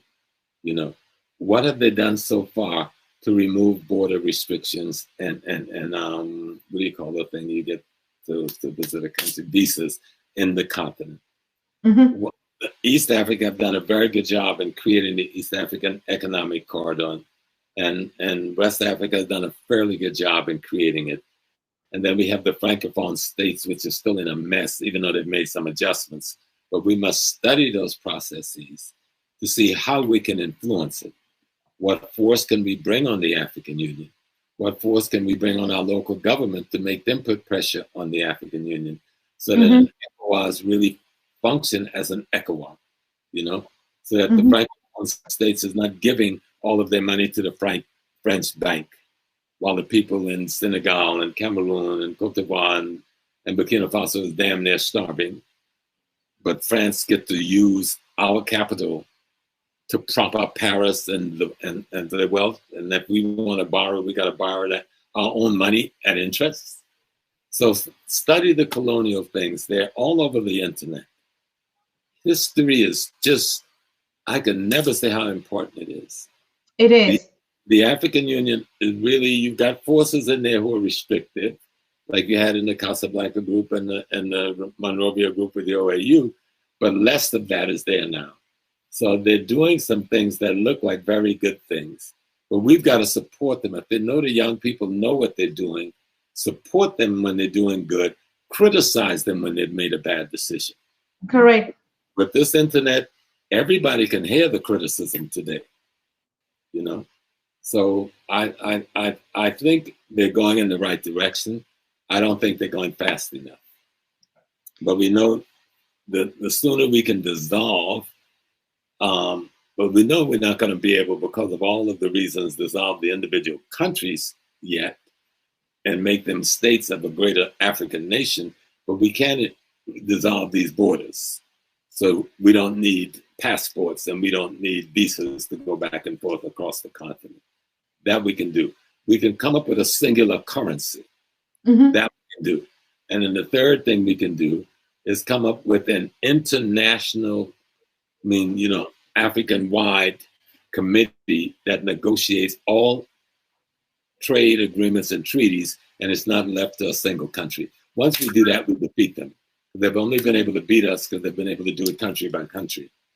But once we come up with a one group, and then take a note from President Trump, just like he can throw NAFTA out, we could throw all those colonial treaties out. Throw them out. What are they going to do? Come with their armies? We know how to fight you now. We in every capital you got in the world. Go to Africa with your army and see what happens to your capital. I didn't mean to say it like that. I want to say nice, but you know what I'm saying. You know. I wanted to say, I thought you said I can fix my mouth on the phone. But anyway, of course, it's understood, Prof. What is it to even say something that is what do I want to say? Anyway, we understand what we're saying.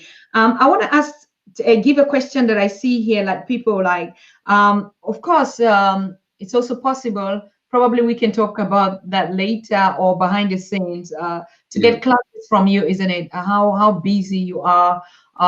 But I'm so busy, but I will work with you and anyone I can to help you get that body of information, and even help others who can help interpret that body of information if you need it. I love your work. Even before I met you, there's some people who work I see, and you're one of those people. So anything I can do, anything I can help share knowledge, I will do it. Wow. Wow.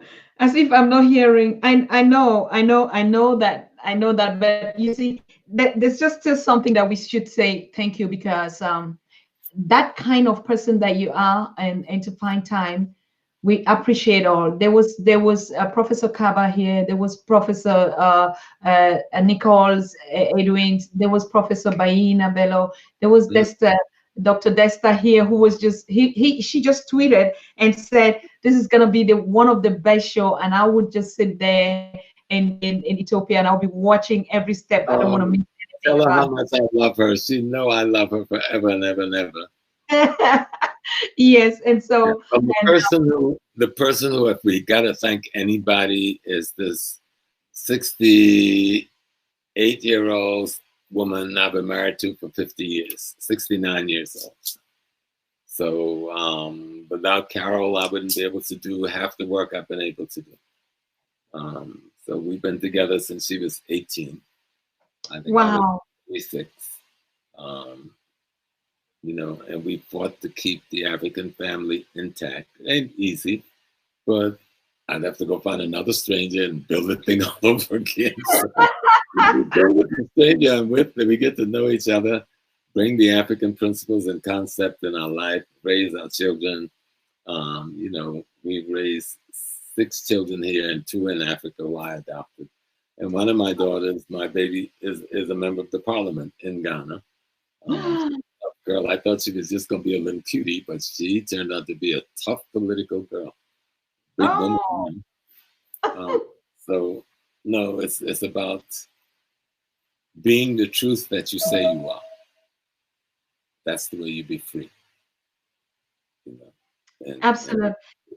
I didn't want to reveal this, but I was saying I'm doing some curating to get all your wives, so be it Professor Pielo Lumumba, because we've been having just you, but we know that the queens that are putting this backward here, one day they need to show their faces. And I already wrote you down, wife of Queen Mother, Professor Dr. James. You know, I listed all of them, that we need to get the power women behind all this. I agree, because there is no Africa without that man and that woman. And that woman comes first. All throughout, and I say this to people, not to appease you because you're a woman, because I don't appease. Study our ancient literature. Listen to our ancient culture. A man cannot give birth to anything. He can fertilize the birthing process. In order for someone to be born, it cannot be an Adam, okay? Because he doesn't have the capacity to give birth. And we know men, like Malcolm X said, got all of their ribs. Nobody's missing a rib. Okay? And just to show you, the word Adam simply means earth in Hebrew. So get past the metaphor. Get to the fact of things. We do come from the good black earth.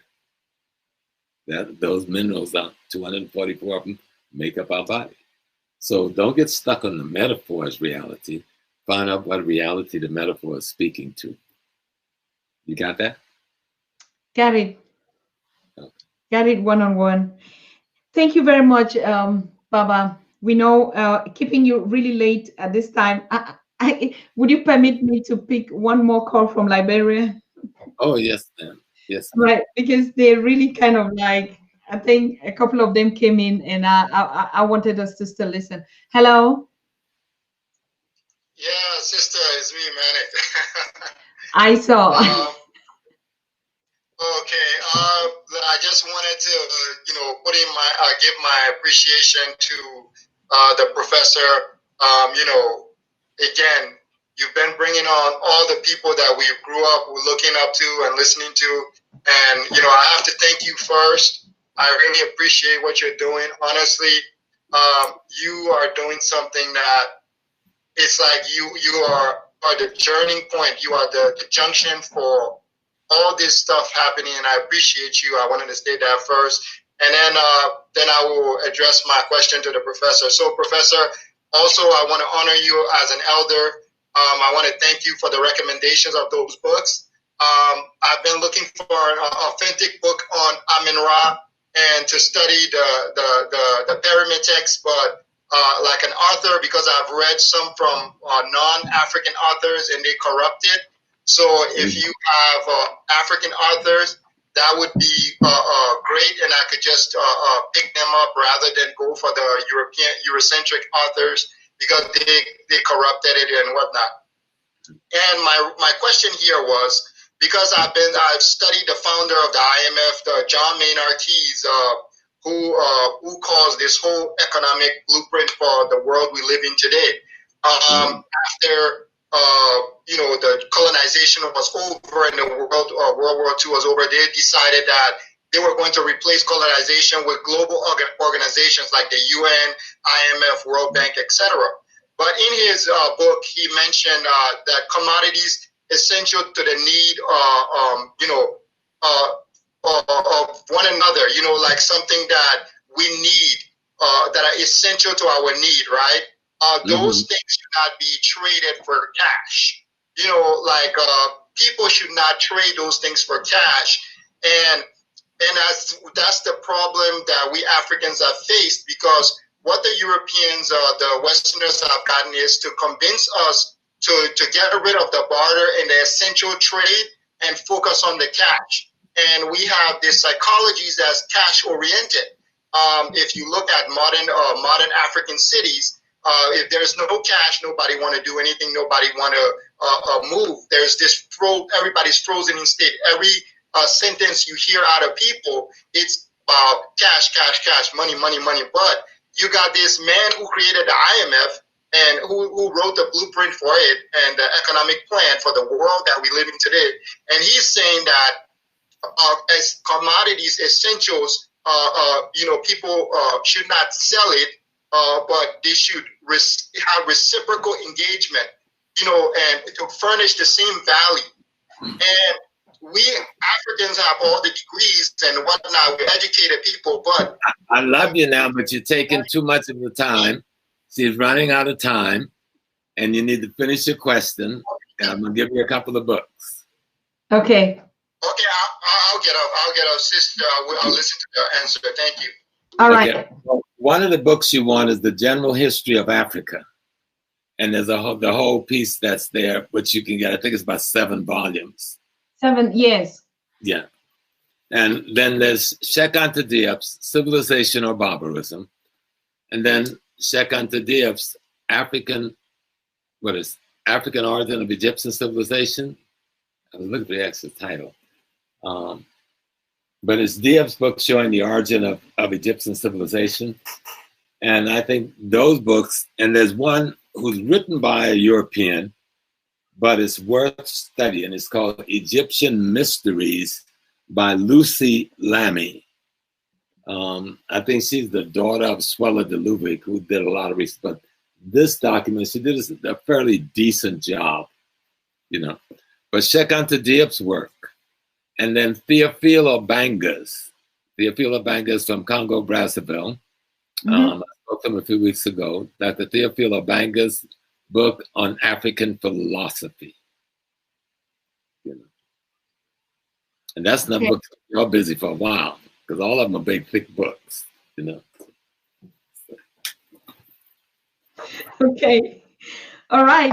I think we are all, oh my God, we even got almost have an hour past the show.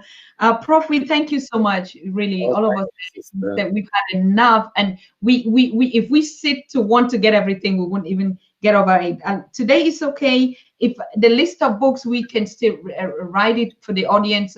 But like I said, let's look at the way we want to work, what format, because sometimes when we throw this knowledge out there and everybody, it's a classroom knowledge that people who really want it and who are ready for it should align to the conditions and then really get what they need. I think they appreciate it more that way. So what I'll do for you, it'll take me a couple of weeks. Yeah. I'll work with someone else, put together a mini curricula that you can then share with any group that with the bibliography who wants to create a study group. And wow. You need to call me to answer questions or things like that. Then we can pick a specific occasion and I'll respond to what you're studying. Good. All right. Of course, I'll still bother you for the things that I didn't hear. Do I have information? Anytime. Thank you very much, Prof. Good night, Pat, and greetings to Queen Mother. And we will talk to her and all the entire family. May your ancestors continue to be with you. And we are meeting us very soon on this journey. Thank you very much, sir. Thank you very much, my dear. Peace and blessings. Thank you. Blessings. Yeah. Good. So, thank you also, dear listeners. Wow, this is the greatest show that we ever had here so far. 300.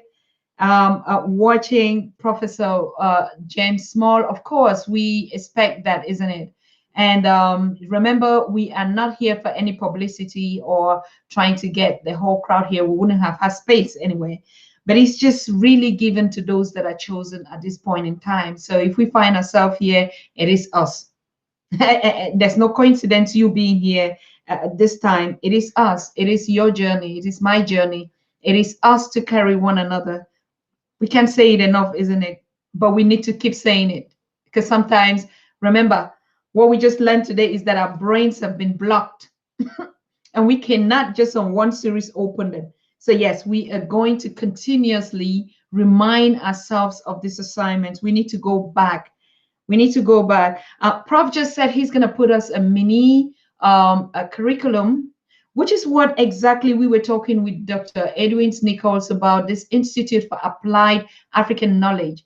And we're currently creating this online platform, which is going to be like an online school or online institute, something. So you can register on the institute, you get the curriculums, and they're going to issue us certificates on it. And why is it very important? Because like we need to study our history, like he's saying. There is no way we can move ahead. We can sit here and talk about all the problems that we keep talking, but there is no way that we can get it without knowing who we are. And so I think we all heard that. And I just want to thank you for being part of this event, for being part of this renaissance, for being part of this awakening. But of course, you have taken your blessings. You have taken your blessings. All of you that have watched, you cannot go back the same that you were here today, except except you were a spy. If you were not a spy among all of us that are here, then definitely you are here at the right time, and you have a responsibility equally as me. None of us is big on this journey. Like others were saying, I am the junction or what. There is no junction when they are not other parts of the road, isn't it? There has to be another junction and another road to meet a junction. So all of us are so relevant and so important. None is important more than the other. I'm sitting here doing mine. All of you are doing the same. Like I said, I want to give a big shout out to our sister Yolanda Williams. And believe me, I don't even know her. We've never, just like us. And I know a lot of them. Ingrid Gomes is always writing. Pamela Manners, Agent of Change, is always writing. All of you are always writing. Susan, hey, we need this. And most of you send the contacts.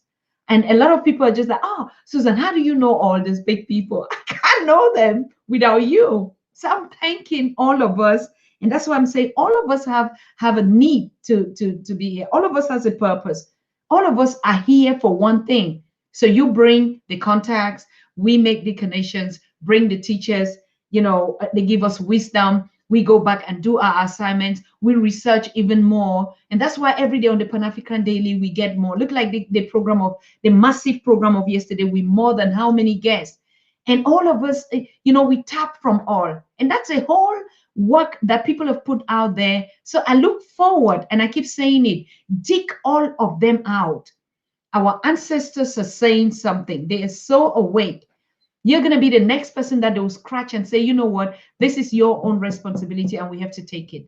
Remember, no one person is going to liberate a whole people that are interchanged, like he's saying. You are me, I'm you. There's no difference between us. And so one part of me is doing something else. Another part of me has to be doing something else. So I want to appreciate you and make you understand that we are one. Continue to put it in your head. Continue to meditate on it. How do we do our meditations? And we know some of us can quote the Holy Book. We can quote particularly when we're writing exams. How do we memorize all those things? It's because our interest and our focus is placed on it. When you want to write a degree, you want to write a test, or you are taking a course to earn a job or something, it's the same thing. We have to go back to study this ancient history. We have to study it like we are writing an exam. We have to take it like we want to earn a degree. Let us earn a degree. Let all of us have a price tag.